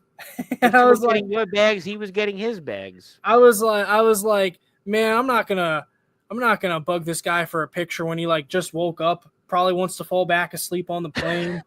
Then I just take a picture from far away, and then my dad. I said, hey, I think that's Rhino to my dad, and he's like, you think it is? Let's find out. Yo, Rhino! He just yells. He went, oh, what's up? And then we went through TSA. Well, it's funny. I will say the one time, as we're here with Anton Nathan, we'll get to the chat. I want to give you some plugs, and I want to talk about Hanson in a few minutes. But when I was a kid, the one time we flew on a vacation, we went to Florida, Universal Studios. And I think it was on the way there, I saw Devon and Bubba Ray Dudley. But they looked like, especially Bubba Ray, he looked like such a nasty guy when we were because we were getting the luggage. I'm like, yeah, I mean, when I'm a kid, I'm like this. We're talking, 24, 25 years ago. And I was like, yeah, I'm not going toward him. And I remember my father was like, why don't we go up to him? We'll get a picture. And I was like, he just looked like, this was during the day. This wasn't 4 a.m. So maybe to your point, 4 o'clock in the morning. Yeah, maybe I wouldn't want to bother the man beast and the War Machine Rhino. But years later, he came on to Sportswire Radio. But let me get to some more comments here. Thank you, Austin Edwards. God, you want something? God, did Hanson ever tell you his story of meeting McFoley? No, I don't think he did. At Knoebels? Oh man, you got to ask him for it. I don't know if I should tell it. Don't do it because he's coming back here in a few weeks because he has the Are you on the Amplified show coming up? They're doing another Amplified Enterprise show. Or am I not supposed to ask you that yet? Don't ask you that yet, right? Ask Hanson. All right. I knew where I was. That's why I'm like, are you on the show? Yeah. Well, Kid Mike's here on Wednesday, and Hanson's are already back on in a few. So I'll remember to ask that to Hanson. He'll watch this show because he knows you're coming on. He asked about you the other day. He's like, when is Anton coming on? He's like, he said, I'll watch it after work. So I talk to Hanson almost every day, honestly. Like at least through Facebook Messenger. But when he's on here, you got to ask him for Well, he's coming. No, he's actually. You know what? He's actually coming back. So the Amplified Enterprise show is the 22nd. I have him on. I think he's here. He'll kill me for forgetting the dates. I think he's here the 18th. I think I have him here the 18th. So I'll ask him that. I mean, I feel like you shouldn't spoil his story, but I mean, I'll ask him. Specifically ask him about meeting Mick Foley at Knoebels, because it's a great story. I think it's hilarious. He's got some good Rhino stories too. He may have told. No, he didn't. You know what? We didn't really. We spoke a little bit off the air about different things, but we didn't really bring up Rhino on the air because he was talking about his story in the ring. We were talking about some other thing. The NXT thing was a big topic that came up. He messaged me. I didn't even know about that. And you know what? I didn't know about it. And I was like, I've had him on a bunch of times. I watched him in DBW, and he was telling me, people were asking him about that. He was like, well, I didn't think it was a big deal. I just wanted to drop it here, talk further more about it on Sportswire. I'm like, okay, well, we did that. And, that was kind of, what it was, more or less. I don't know what else more I could say, and I mean, TikTok liked it. I mean, until I could really say it really did seem like they liked it. And while we were on Rhino before we exit Rhino, I do have to say, from that match there, mm-hmm. In Holland, Michigan, in February 2016, one of my favorite parts of the match. You can see me following the action throughout the match, filming on my camcorder, and my friend Angel right next to me. This little kid, I mean, it shows that Ace Evans really got the heat he was supposed to get. Oh, this is a great photo. Yeah, I was waiting for you to say it because I had it in my back pocket. This kid gets pissed off at Ace Evans during Ace Evans versus Rhino and just punches him in the ribs. Oh, God. And Ace Evans sold it, and then Rhino's like, oh, okay. and hooks him in the front of the face lock. Okay, let's go. And, I never noticed that when I watched it in person, and I was, watching it back a couple years ago for the memories, and I was like, yo, that kid just punched him. What? Wow. Some random kid in the crowd, and all he got was a hey, 10 seconds later. It took that long. Well, it happened, and Hanson does have the Jay and Silent Bob vibe to him. You guys could call it that. He does. Well, now he can't. He cut his hair, but in this one he didn't look like it. We got teamed up. We were pandemic tag team partners in SSW. And, we just got teamed up. People thought we were similar. We were both starting a new beginning. And, people already said, Hanson gets all the time. He's gotten, by a few people who have met me but are just meeting him for the first time, especially when he books them for Amplified. Yeah, and he's hey, do you know who you remind me of? He's gotten this before. You remind me of Anton Nathan. He's like, it's funny you say that because we're tag team partners. He was literally booking shows and getting new Yeah, I think you came up. I think you did come up in the first time Hanson was here, which was a year ago. I think you did come up. I'm pretty. We met each other on TikTok formally was it last month or whenever it was? It was a few weeks back, but Hanson let us know the interview was going to happen his first time on. Yeah. And I was like, I'll be watching on YouTube and I'll be commenting. So I was in the comments then. Yeah, I remember you in the first one. I remember you. And I do remember that coming up. And there you are now. So when we became pandemic tag team partners and we're like, okay, we're still stuck with no crowd for a Halloween show. How is this going to go? I was telling him since we got teamed up, I said, yo, when the Halloween show happens, we got to be Jay and Silent Bob. I had just become able to grow a mustache. That was a result. 19 here, 19, 20? 19 or 20? I was, about what?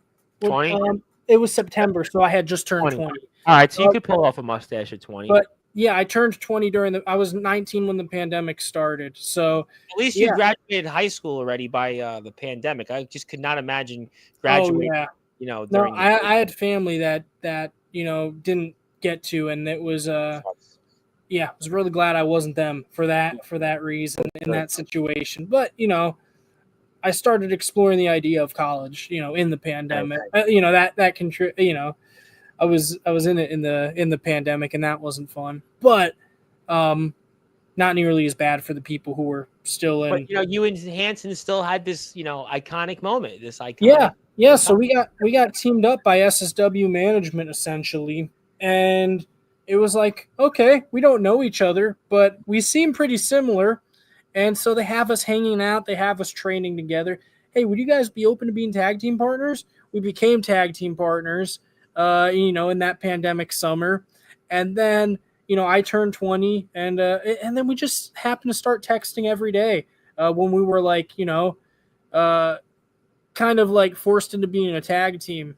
Not like we didn't want to, but we just got paired up by management, and we ended up being super similar, having a lot of the same interests, music. You have like the same kind of humor. I mean, I see Yes. it a little bit, personality wise. I definitely see, I could see the similarities in a sense. We very much clicked, and other wrestlers immediately, took notice too, because Hanson will tell you, you remind me a lot of Anton Nathan. He gets that. He's gotten that on multiple occasions from people like Boom Harden.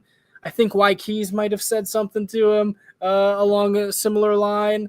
Like he's gotten that message ever since we were teamed up, and ever since he started promoting. So yeah, we were put as a tag team by management, and I said, hey, if we're doing this at the Halloween show, we got to be Jay and Silent Bob. Because, the world shut down. There was no shows for a month. And Yeah. Not even any tapings I was on for a month. So I said, hey, I'm just going to not shave and see if I can actually grow a visible mustache. And then I didn't. And then I was You do look younger now than you did 4 years ago, 5 years ago. So I said, yeah, let's see if I can grow a mustache. And then I grew a mustache. I turned 20 shortly after.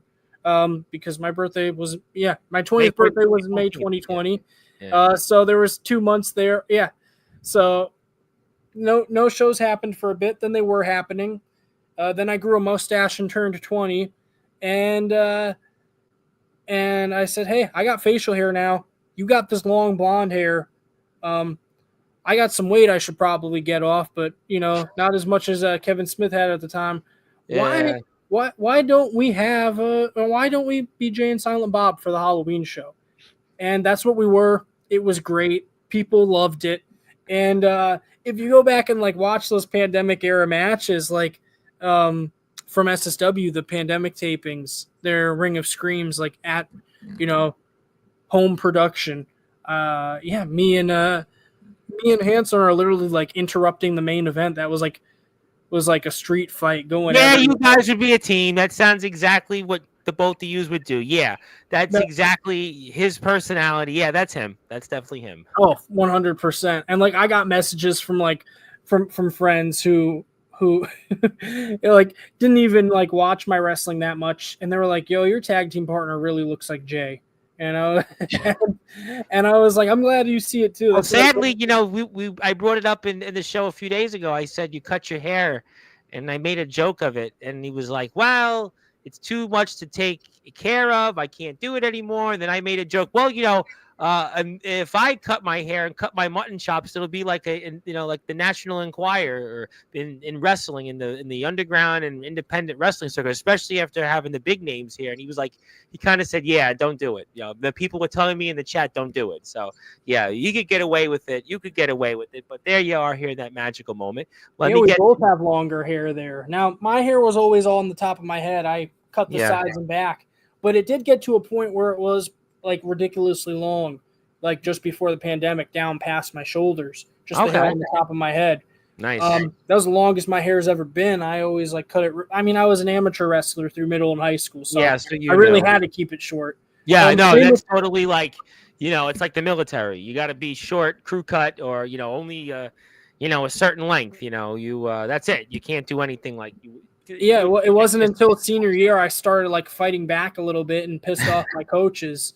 I dyed half of it. That's when I grew my, that's when I grew my hair out. When I graduated high school, it was like, okay, you know what? I mean, it's like a little baby. I had long hair, but it was my parents would you got to get a haircut. I would do it like every 3 or 4 months. And it'd be like short, long. And it was like, I graduated high school and that's it. But then I sort of would, slick it back but then I really, like 6 years ago, I grew it out and looked like this. But let me get to some more people here in the chat. They want to talk with you. And thank you, Austin, for tuning in. Sportswire, but it's with a Z, but I'll appreciate that. Eddie wanted to say hello. Zilla would like to say hello to Jackson Blade. Hello to Ace. What's going on? It's for Nathaniel Rage. Yes, how you doing, Nathaniel? Zilla obeys people. Yes, that's Zilla. But she does love, like, and appreciate the SoundCloud sensation, Anton Nathan. Oh, thank you, Zilla. Yes, she does. She subscribed. I'm going to put your Instagram link up back in the chat. We'll read that off. And we'll go with that. There you go. Boom, boom, boom. Ed wanted to put your music on Dooley. I'll give you Ed's info. You can talk to him more about it. We don't have commercials on Dooley. You want to subscribe and watch WDWA content, you're welcome to do that. He did like it. He liked that. We got Anton's YouTube page. Check him out there. Hit the sub button there. Thank you, Zilla, for subscribing. Who else we got? Yep, congratulations. Jason Storm is here, of course, from Natural Selection from Michigan. Speaking of people that are here, now I got to ask you about this guy since I didn't get a chance to see some of these comments. Now, Chase Wakefield. Now, you know him, right? You've heard of this guy, obviously. Yeah. Mr. Hanson's been training him a little bit, just like Mr. Christian. Now, you're right now in the state of Pennsylvania. Mr. Wakefield, I have it on strong authority, was in North Carolina today, but I'll leave that at that for a different time. But he's got this wedding coming up. And I asked Mr. Hanson about it, and I was wondering, Mr. Nathan, if you would be invited to this Chase Wakefield wedding invitational, and if you even not only wanted to be invited, but maybe wrestle on the show, because you are a Pennsylvania guy. You're a music star. You're a champion, the Mid-Atlantic champion, defeat women who've wrestled in shows that got 4 million views on a clip. And, this guy might be saying things, but what do you think about him and this wedding invitational he wants to pull off? Man, not only will I wrestle on your invitational if invited, I will sing for you at your wedding. Oh, so you're going to be the guy that's providing the entertainment, huh? I can provide the entertainment. I can provide the music. You can get a very special wedding edition Anton Nathan concert. And now will you charge this individual? Because, you obviously make a pretty penny in these concerts. Will you charge him anything? Or, will it be an in-kind contribution to help him in his wrestling career? Like, what would you say about some of this? I don't know. I would need to look into it. We'll need to talk. We'll need to talk to each other about a price. But I think it would be a very unique experience for both of us. Do you think you can pull this off? By the way, I asked Van about it, and Van was kind of, demurring. But, you think he can pull this off? And apparently his soon-to-be wife, she wants this more than he does. She wants the invitational more than she does? Yeah, she wants the wrestling show more than he does, and he's the wrestler. Hey, that's a great sign for him, which I imagine will... He's definitely above his pay grade. There's no question with Janie. He's way above his pay grade. He knows that. He definitely knows that. Because it's a really great sign if she's that supportive of the wrestling, for one, because usually for many people that's an obstacle. I have had friends that have had weddings, and actually, like for the one, I didn't even bring the karaoke machine, because I was like, I'm not even going to put pressure on my friend's wife. That isn't fair. I don't, the guy, your bros, they'll gas you up and they'll be like, yes, you need to. And I'm like, this day is like more for her than it is for you, man. Like, I'm not going to make this about myself. But if the bride is wanting cool stuff like that to happen, I got to imagine she wants a great concert happening.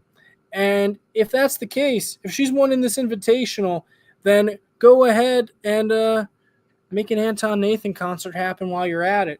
If she's down, then it by all means should happen. No, tell us why you took a bump after graduating, walking down the aisle. If you scroll back even further, you can find when I graduated high school. And, so I was training with Josh Raymond. I had my first match on Cinco de Mayo 2018. And then a few weeks later, I was graduating high school at the end of the month. I believe the last day of May was my high school graduation. And And then I turned 18 on May 14th. In between there, and my trainer Josh Raymond was telling me, "Hey, like you got to do something big, wrestling related at your high school graduation.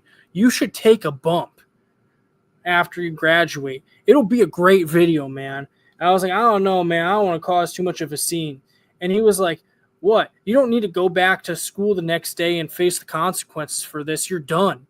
And I was like, "You know what? You're right." And so I took a bump at my high school graduation. So once I started considering college as an option, I was like, now it was so long ago, but the seed was planted there. And then about a month ago, when I was officially certified to graduate, I said, hey, part two's got to happen now. At the time this happened, I thought this was the only graduation I was going to be having in my life. But lo and behold, I not only entered college, I finished college and have my associates in marketing now. And I was like, well, we got to recreate it. We got to do part two. It's not every day you graduate from college. So I graduated from college how a pro wrestler graduates from college, as well as how a pro wrestler graduates from high school. Because how many pro wrestlers can say they were already a pro wrestler when they graduated high school? Not many. No, very few people can. I mean, it's really. Oh, that's a great picture from my second match there. Right here? Yeah. Well, that hurts. Yeah, it was a unique experience. My hair's a little longer, much like Hanson's. You can see the red hair dye fading away.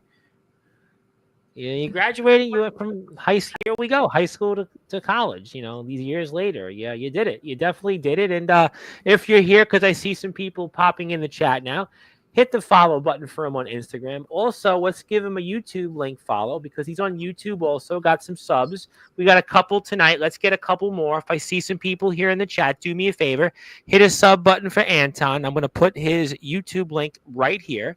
And I'm going to get to some more comments. I want to run through some comments. Yep, Chase did make his point clear.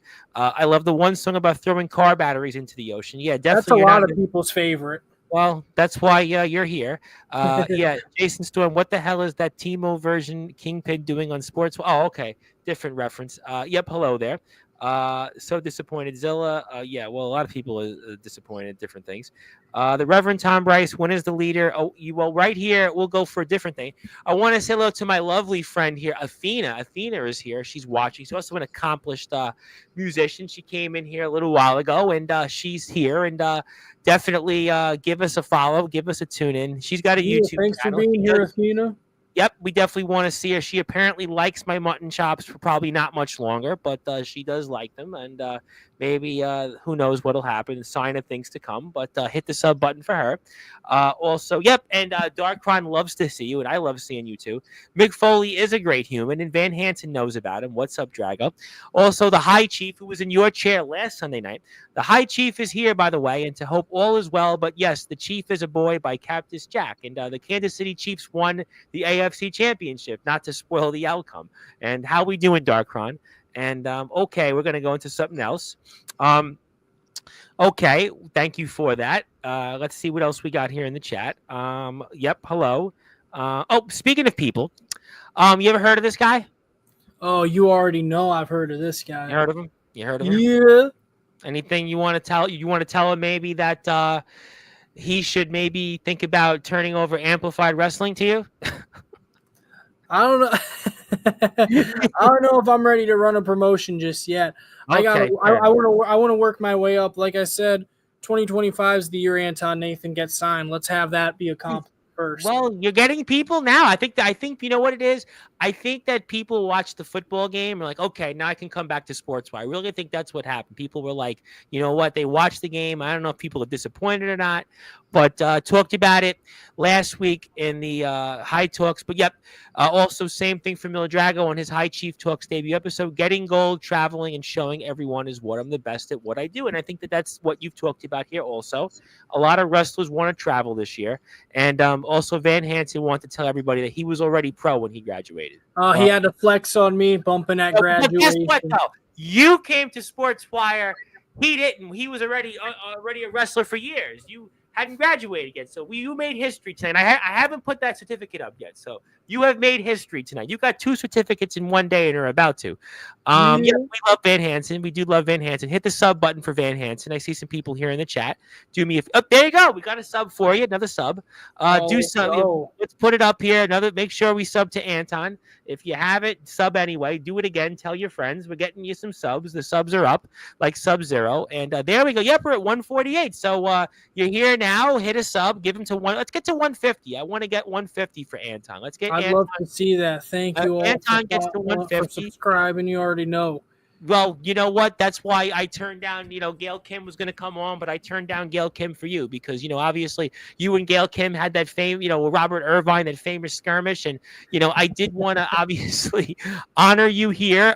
Wrong one. But congratulations. You're the first wrestler on Sportswire Radio to have come on after graduating college. Oh, let's go. Let's go. You got it. I'm gonna give you the physical copy when we're off the air. But I'm pumped. Thank you. Good. I'm glad you're pumped. Because like I said, Gail Kim did want to come on the show, but I turned her down because I said you were coming on instead. Well, feel free to have her on in the future and let her know. No, well, she actually will come on, I'm sure, one day, but I actually thought it'd be funny. Ed likes it. Thank you, Ed.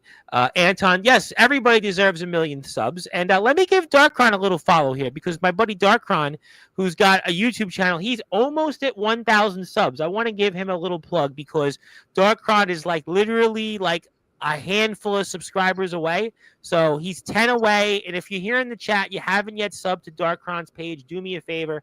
Go out there, sub to Darkron. He's literally subscribers away from 1,000. So do me a favor. Go out there, give him a sub, give him a follow. Trust me, he'd appreciate that, just like Anton does. And congratulations to Anton, and hit a sub button for him. Speaking of which, before I let you go, I do want to bring up the Robert Irvine video. I have to play it. I have to play the Robert Irvine. That's probably, you know what? There's a lot of things I like about you, but I think the Robert Irvine one was the one that I was like, you know what? I'm going to bring this guy on Sportswire. So let me go pull that up. Because I was like, you know what? Because that one I can relate to. That one I could do. So let's pull it up here. I got it. I got it onto the screen. Somebody's going to like this. So let's go up here. Let me go like this. And you certainly are an interesting guy, let me tell you. But let's put it up. Celebrity chef Robert Irvine, and he told me this. So my wife would kick your ass. Now, for context, Robert Irvine is Gail Kim, known for her time in WWE and TNA. And he asked me this. What are you doing? When asked this, many young people there told him that they were chefs, but I was the only one telling him that I'm a pro wrestler, which led to this. My wife's a WWE and wrestler, right? She's a badass. So my wife would kick your ass. And after consuming so many of his protein bars over the years, I had to give him some bars of my If you own. want some matches to watch or some music to listen to on the road, I'm also a SoundCloud rapper. Jesus. So yeah, thanks, Robert. Hope you enjoyed the music and matches. This summer, I met celebrity chef. Yeah, I had to let him know how to give him the Spotify sticker. You already know. Did he ever message you back?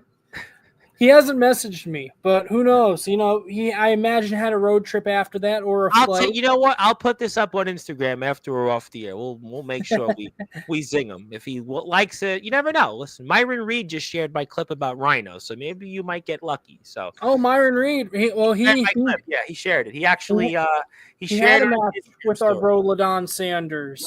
Yep. Yeah, he shared it, and he followed me on Instagram actually. So let's go. He shared it. Yeah, Rhino told a story about Myron Reed helping a little kid out, and it was it hit 1,000 views on Instagram. So yeah, you never know. You never know there. But Robert Irvine, you definitely you showed him what's up. You definitely And if Gail Kim wants to prove that her husband is right, you won't be the first woman that's challenged me for this title. I take on all comers in the Mid-Atlantic region. Pull up.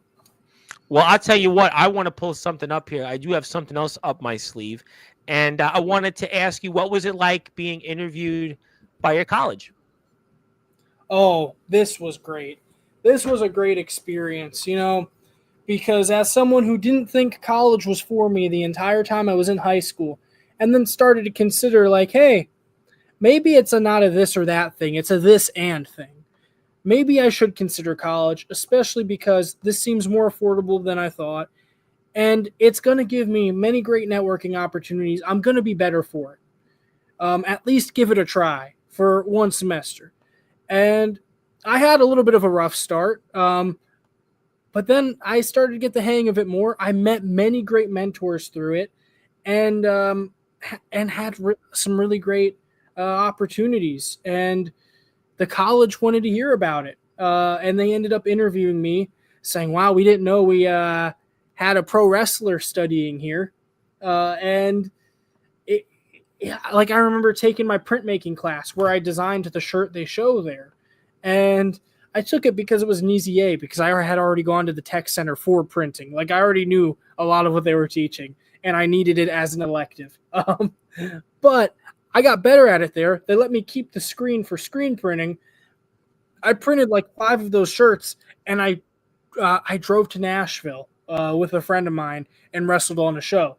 On actually 3 shows. We did a whole Tennessee tour, wrestling 3 times, all throughout Tennessee. We did like a stretch going further west. Oh, you know what? Godric Sandwell just came on here and just wrestled in Resolute. It was Resolute and Warpath Pro Wrestling in Tennessee. Oh, okay. He wrestled for it was Pro Wrestling Express, but it's now Express Wrestling. I forget all the promotions we went on. I forget the first one, which was really fun. They ended up actually booking me in a match. The second one, though, the Saturday night show, because this was basically my friend had arranged these 3 bookings for himself and then hit them up saying, hey, I'm also bringing a friend from Pennsylvania, but it's a last-minute thing. I completely understand if you can't book him, but this guy's coming if you need the extra help.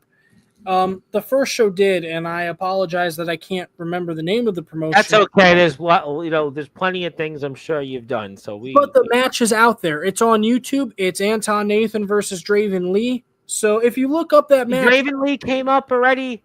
Shoot, what a small world this is. I think Hanson brought up Draven Lee. Did Van Hanson's here? Did you bring up Draven? I feel like somebody did recently on Sportswire. I think Van Hansen brought up Draven Lee on Tuesday's show. I'm almost certain Draven Lee has already come up this week. So trust me. I understand. There's a scorecard of wrestlers that come on this platform from all the backgrounds now, figuratively and literally. So I understand. I understand the pain. Trust me. That was the only time I wrestled him. So that match on YouTube, that's the promotion it happened. Okay, well, he brought up Draven Blaze. It was somebody else who brought up. Well, I know both of those Dravens. Well, you know what? Somebody else did bring up Draven Lee. I'm trying to remember who it was, but go ahead. That was the only time I wrestled him, was on this little Tennessee tour I did. And then the Saturday, we were on a show called, I think it was Action Sports Wrestling. Okay. And they didn't have a match for me, which I was cool with. Like, they didn't know I was coming until last minute, but they did have a Dr. Tom seminar, and I was willing to. Dr. Tom Pritchard, yep. I love Dr. Tom. However, it was a paid seminar, and I also didn't know I was coming until last minute, nor did I know about the seminar till I was there. So it was a co-promoter situation. One said, yeah, go participate in it, and the other said, hey, this is more logistically complicated, and he pulled me to the side like literally right after warming up. And so I was like, you know what, I'll understand. I understand all these other guys paid for this, and you just were about to let me in for free, but then your partner said no. And I get it, because I imagine you're paying the guy and it makes it complicated for you. And to be fair, I had gotten to have a Dr. Tom seminar like a couple months prior in PA. But he's one of the great minds. I'd always love to learn. Oh, yeah, Dr. Tom. He was the guy that I'm pretty sure in the Attitude Era, when this is pre-NXT. He was their developmental system. He was the guy that trained Kurt Angle. He was the guy that trained Edge and Christian, the Hardy Boys formerly, when they came up in there. Draws, God rest his soul. All those guys, Mark Henry. I'm trying to think, D'Lo Brown. So some of those guys that came up in that era Dr. Tom, I'm pretty sure, was responsible of getting them ready to the main roster. Val Venus, especially like 1998, 99. So yeah, Dr. Tom definitely also he was part of was it Well Done was it Well Done as a tag team, the old like early mid 90s WWE? Somebody will quote me on it, but yeah, Dr. Tom's a brilliant man. People think of his other brother, but really Dr. Tom was the one that got everybody ready to come up and be in the Attitude Era. Especially like I said, Kurt Angle, Edge and Christian, the Hardys, definitely. Exactly. Test was another one. God rest his soul. Test was a guy that was a really important player for a long time. So absolutely. Any opportunity I can get to learn from Dr. Tom, I'm going to take it. And unfortunately, I got I got taken out of that seminar like halfway into warming up. Wow. But and then they didn't have a match for me. But what benefited me was I said, hey, I completely understand. You guys didn't know I was coming up until last minute. I didn't know I was coming up until last minute.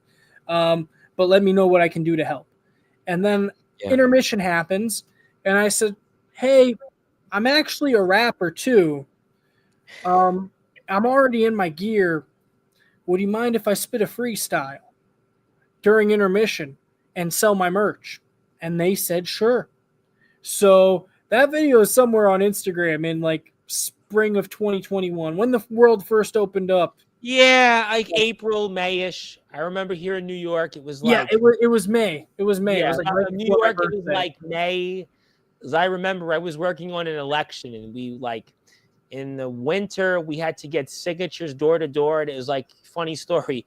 One guy I knock on the door here in Brooklyn, and we unfortunately that's kind of an election quirk. I won't get into politics much, but the guy answers the door, so I'm waiting for the signature, and I'm not wearing a mask. I'm outside. Yeah. And the guy goes, I got COVID.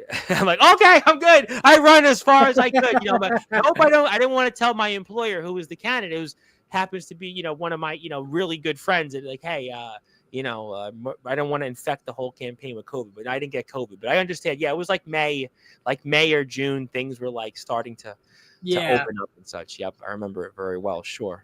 But let me get to a couple of other things here.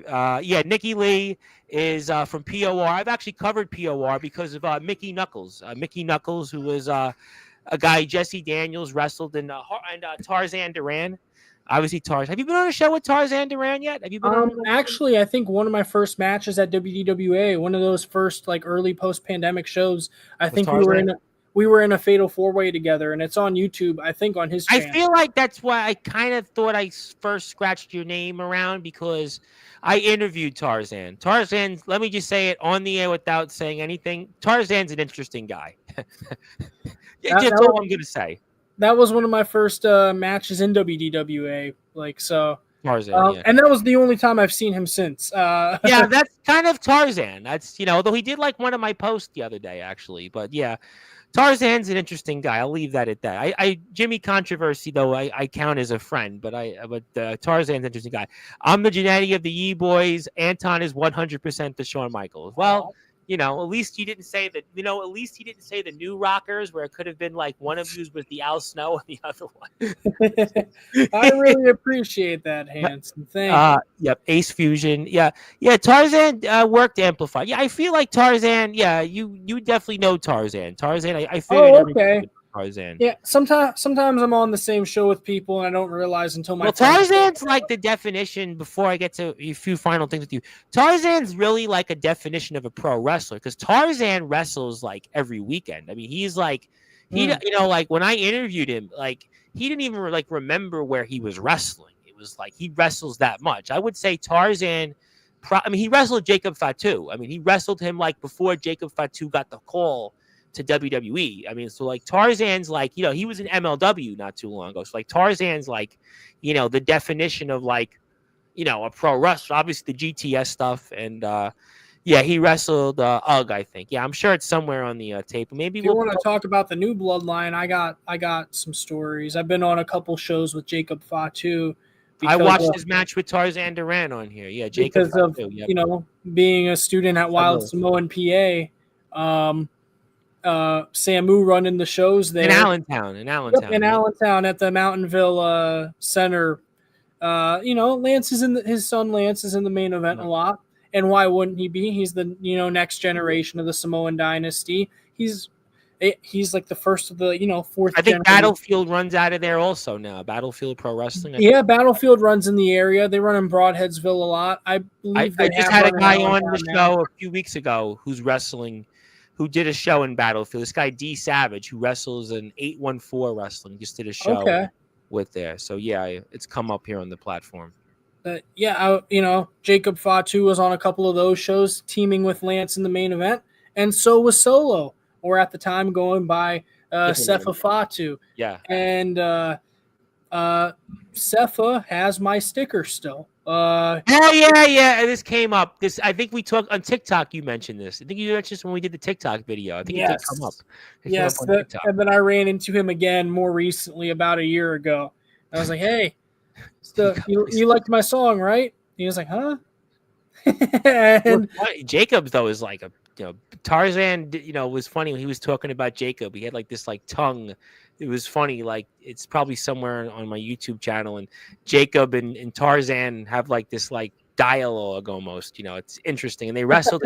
It's funny. They wrestled in California. They wrestled the match. Tarzan went to California to wrestle the match. So it was and that match was I think Tarzan even said it when he wrestled them. He knew that WWE was looking at him. So so it was interesting, in that sense. But yeah, there's some interesting stories there. But I know we've talked about a lot. Is there anything else coming up or anything else that you want to promote here before we close the show here tonight? Now, I hope you come back, by the way. I hope the next time you come here, I could put you in the Hall of Fame alongside Van Hansen, if that would work for you. I would love to be in the Hall of Fame right next to Van Hansen. You already know. Off the top of my head, I don't have any concerts planned at the moment just yet, unless, someone wants me to perform at their wedding. You already know. Well, Chase Wakefield, he's a regular on my show, and I'll bring you up because it already came up. Well, you'll definitely come up. And this guy, Chase Wakefield's almost like John Wick, where he's got everyone but the knives, and he's got everybody in wrestling that comes on my platform that wants to be on this poor guy's show. And, I hope he makes it to the show, literally. But I will be defending my title next. WDWA. WDWA, defending the Mid-Atlantic Championship, February 8th for All's Fair in Love and War. At WDWA. I don't know I don't know exactly what the venue is, but it will most likely be in Martinsburg, West Virginia, as usual. I'm going to put the Instagram page up for the chat because unfortunately Facebook, I can't share on my laptop because I'm locked out of Facebook on my laptop. But what I am going to do, so if you want to get more information on WDWA, is go to Instagram, and that'll tell you the most up-to-date information when it comes to you and everybody else wrestling on the next show. And that's actually going to take place in 2 weeks from now. It's actually 13 days. So this is the WDWA event calendar. We've got All's Fair in Love and War on the 8th. The 22nd, Only the Strong Survive. So those two shows are upcoming, and WDWA runs up until the last month of the year, twice a month, with the exception of March. So if you want to check out WDWA, most shows run twice a month, and that's the schedule, and you'll be, I'm sure, in action for many of those shows. And there you go. There you go. And Chase lives in his hometown. They're like neighbors from each other, and you never know. Oh, okay. Yeah, maybe you'll visit. But all right. So before I close the show out, let me put your Instagram link up here one more time, and let everybody, if you're here, you come back here. And I actually had a lot of people tune in tonight. A lot of people came in and out, which I'm very happy about. WDWA is the company that Anton Nathan is the reigning defending Mid-Atlantic champion for. And if you'd like to follow them, Zilla, on Instagram, you can do that right there. I'm going to put their Instagram link here up one more time. It's World Domination Wrestling Alliance, and we just gave them a nice little follow. They're out of West Virginia, so if you want to check them out, you're in the West Virginia area, I would highly encourage you to do so, and check out some of the different people there and different stuff upcoming, and check him out on YouTube. And thank you, Ed, for that. Ed wants you to sing a song on Dooley's page. I'll send you his info after we're off the air. You can talk with him about it. And Okay. yeah, I'm saying since Hanson's going to be here, I think that Tuesday before the Amplified show on the 22nd, I'm going to say no comment. And I'm also, just so you know, Mr. Hanson, I'm going to be asking you about your Mick Foley story because I don't remember if you told the Mick Foley story on Sportswire. So we have a couple of things to talk about. And Kid Mike's going to be here on Wednesday at 8:30. So, or is it 8 o'clock? I think he's here at 8 on Wednesday's show. But nevertheless, we'll talk about that. And my friend, it is an absolute honor to have had you. It's an absolute honor to be here. I was fun. I had a lot of fun tonight. I didn't know what to. Sometimes I do these shows and I don't know what to expect, and I had a lot of fun. You're definitely you're on my list of regulars to come back. Definitely want to do it after maybe after the 22nd. We'll put you in the Hall of Fame. We'll have some fun, and I won't ask you for a live performance, but I'll give you a ceremony. And tell Tom about us at Sheets with Ace Christian. Well. I did mention it earlier. We actually, talked about Ace Christian already. He came up. Yeah, we talked about Ace. Yeah, we did. We talked specifically about that we hung out at Sheets after his. Yeah, we did bring it up. No, Ace Christian came up because Ace was here in the chat. Actually, there is a story from it though. Okay, maybe I told it while he was on. You're familiar with Y Keys too, right? Yeah. So, Y Keys had to say it kindly, poorly made Titantron for the sake of Amplified and Enterprise Wrestling. Duly noted. And Hanson and I agreed that it was a poorly made Titantron, but in my eyes it was so bad it was good, that it really got over with me. Keep in mind, I'm already a fan of Y Keys' work, but this really solidified it with me. Just the fact that there was this funny, poorly animated Titantron and then his song playing why, and that just got it over with me so much. So anyway, we're and Hanson had a similar experience for that reason, and he was on the Amplified Enterprise shows. So there's inside jokes happening the whole time. Y Keys is on them as well. He wasn't at Sheets specifically though, but I just told Y Keys man, I'm sorry you had to deal with that bad Titantron. He's like, man, I'm so glad you said it. I didn't want to say anything. I want to do something real while you're doing that. My buddy Comatose is here, and we're at 149 subs. So if Comatose is here and give Anton a sub, he does say hello to you. Let's get him to 150 tonight. You started the night at 145. I'd like to get Anton to 150. So if Comatose is here, I'll put his YouTube link up in a minute, so we'll sub each other out. But let's get Anton to 150. I see Comatose here, so that's Anton's YouTube channel. Do me a favor, hit a sub button for him while you continue to do that. So done. There you go. I'll put it up here. I'll put Comatose's up. But congratulations, you hit 150. 150. We hit a milestone. I got you 5. I got you 5 subs tonight. Thank you very much. But go ahead. Finish your story. Go ahead. So, yeah. So I told Y Keys, hey, man, you don't need to feel weird about telling them it's a bad Titantron. It's a bad Titantron. Me and Hanson know we're going to get it fixed. I'm going to tell Hanson, hey, Y Keys agrees. It's a bad Titantron.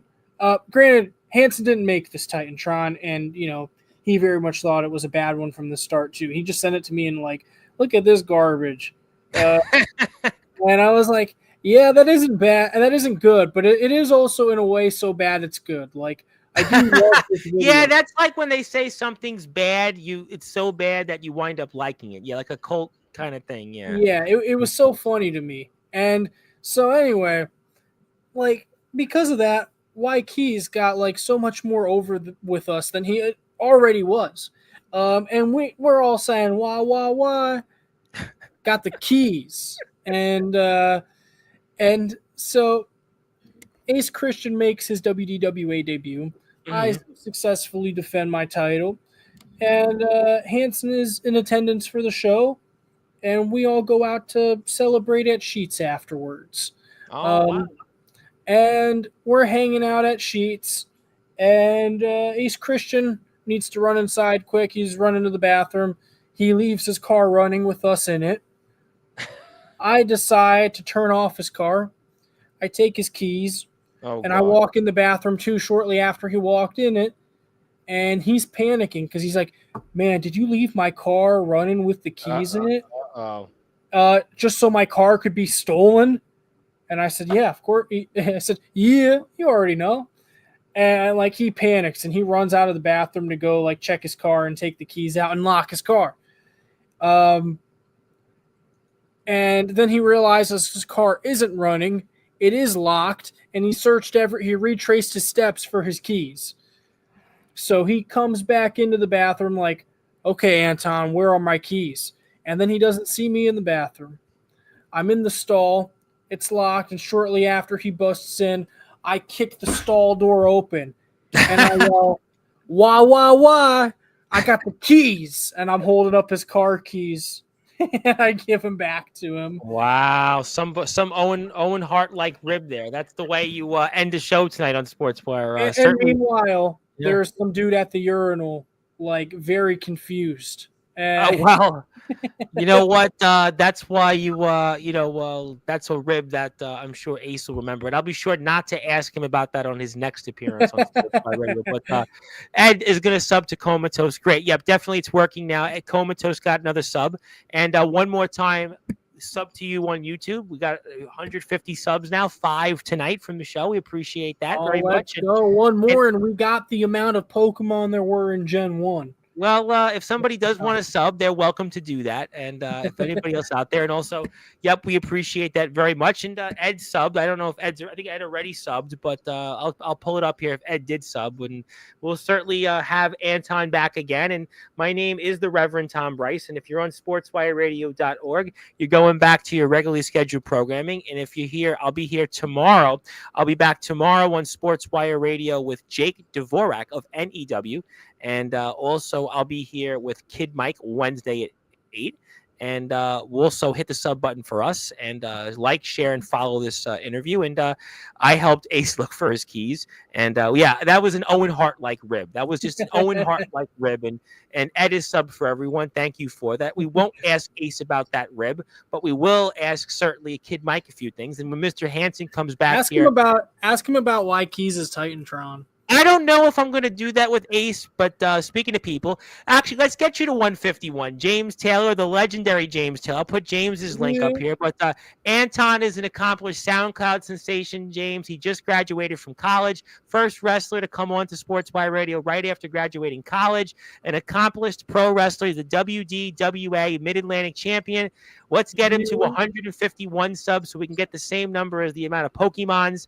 And we'd really appreciate that, James. If you're here, you'd like to hit a sub for Anton, we would really appreciate that. And James also has his own YouTube channel, which I'll put up here as well. And James is the owner of ROEW Underground Wrestling. And James has also got a YouTube channel with a lot of subscribers. He's got like 40 million. No, really like 40,200 and something. And he's got his catalog there. Yeah, he's got a lot. Well, on TikTok, he's like a sensation. He's like the real Stone Cold of TikTok.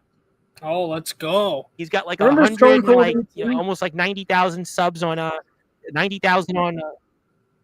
He's got 90,000 on TikTok. Yeah, James is on TikTok. I'll put James's TikTok up because if James will sub to you, I'll put his TikTok. I'll put your TikTok up for the audience. Let me take care of that right now. So might as well. Let me pull that up. TikTok. Let me go like this. Let me go like that. Let me pull it up. Let me see. I don't know if I want to. I try it this way. TikTok. Taft Taylor. Here we go. All right, I think I got it here. All right, now I'm gonna pull this up. Nope, wrong one. You know what? I'm gonna go right to my messages. That's how it'll tell me. All right, so here we go. Let me pull James's TikTok up because he's gonna now want me to do it. So give me 1 second. Yep, here we go. Let's go. He said he subbed. Thank you. He subbed. I'll put his TikTok up. I got to figure it out here. Where is his TikTok? James share. Oh, there we go. I got it. I'm blind. It's like that. Hootie and the Blowfish song. I go blind. That's like me. I go blind. Okay. Where is it? I can't find. Now I really can't find his TikTok. What is your TikTok? I guess is it Taft Taylor. Let me pull it up. Taft Taylor. Okay. No, can't reach it. Okay. Let me go like this. TikTok.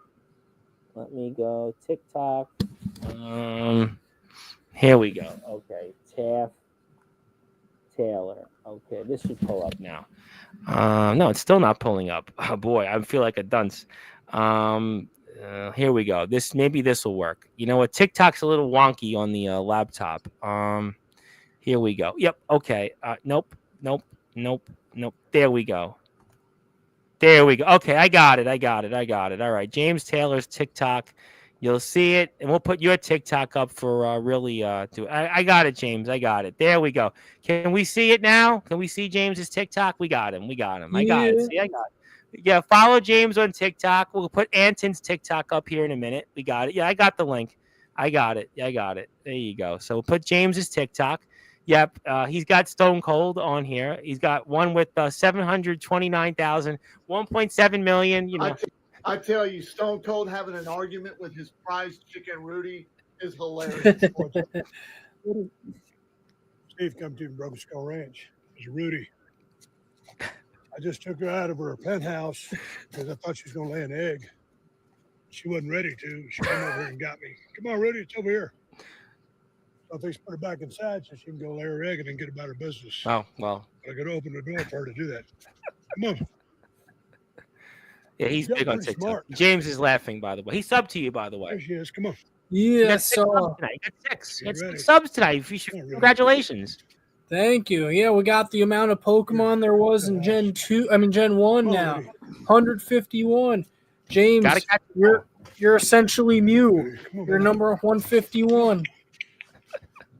Well, I'm going to put your TikTok up in a minute because I want to put your TikTok. So we'll go Anton Nathan. There we go. Boop, there we go. There it is. Anton Nathan. Go follow him. And here's his TikTok link. Let's see if I've got the right link here. Look at the one. I'm going to pull it up in a minute. Okay. There we go. That's his TikTok. Give him a TikTok follow. Ed, are you on TikTok, Ed? Get on TikTok with Dooley. But, okay, we'll go pull up Taft Taylor again. I'll pull it up. Which one you said, James? 485,000? I see it. Yeah, okay. I'll pull it up for a minute. I'll pull it up. Give me 1 second. All right, well. The ring to wrestle? Stone Cold lets us know why. God, who would have thought someone would send me a wrestling question? God damn it, here it is. Steve, I noticed that some wrestlers, upon making their entrance into the ring, will wipe their feet on the mat in a very deliberate and noticeable manner before they step through the ropes. I noticed this from Bobby Roode and AJ Lee. Is there any reason such a show of respect to a former wrestler, or is it just a coincidence? Also, do you have a favorite Jonesboro, Arkansas moment? And that's coming from Jay over there in Jonesboro, Arkansas. Hey, man, as far as guys and gals wiping their feet in a very deliberate manner, it's showing respect to the guy or gal you're about to wrestle and showing respect to the people who are going to come after you and wrestle in that same ring. Because, see, what you've done is trek from all of the dreadful bathrooms, through the showers, through the dressing room floors, down the way to the ring, just beer, piss, germs like a motherfucker. Everything you can think of is on the bottom of that boot. And that mat is 20 feet by 20 feet. So by wiping their feet, they're just cleaning off some of the germs, some of the muck, and some of the shit and piss that they've. I think I got the point. But I did want, because I'm getting more people onto the chat. If you're here right now, Anton is an accomplished pro wrestler. He's a SoundCloud sensation. He's got 19,000 streams on his Spotify 2023. He's the WDWA Mid-Atlantic champion. He's a prime candidate for the WWID program. And he just defeated his most recent opponent, who has a match with 4 million views on there. So definitely check that out here. And do you wipe your feet when you're in the ring? I guess that's every match. Every match. You know what that reminds me of in baseball? There was a baseball player. His name was Turk Wendell. He used to pitch for the New York Mets. And what he used to do, you're going to laugh, actually. It's a similar story.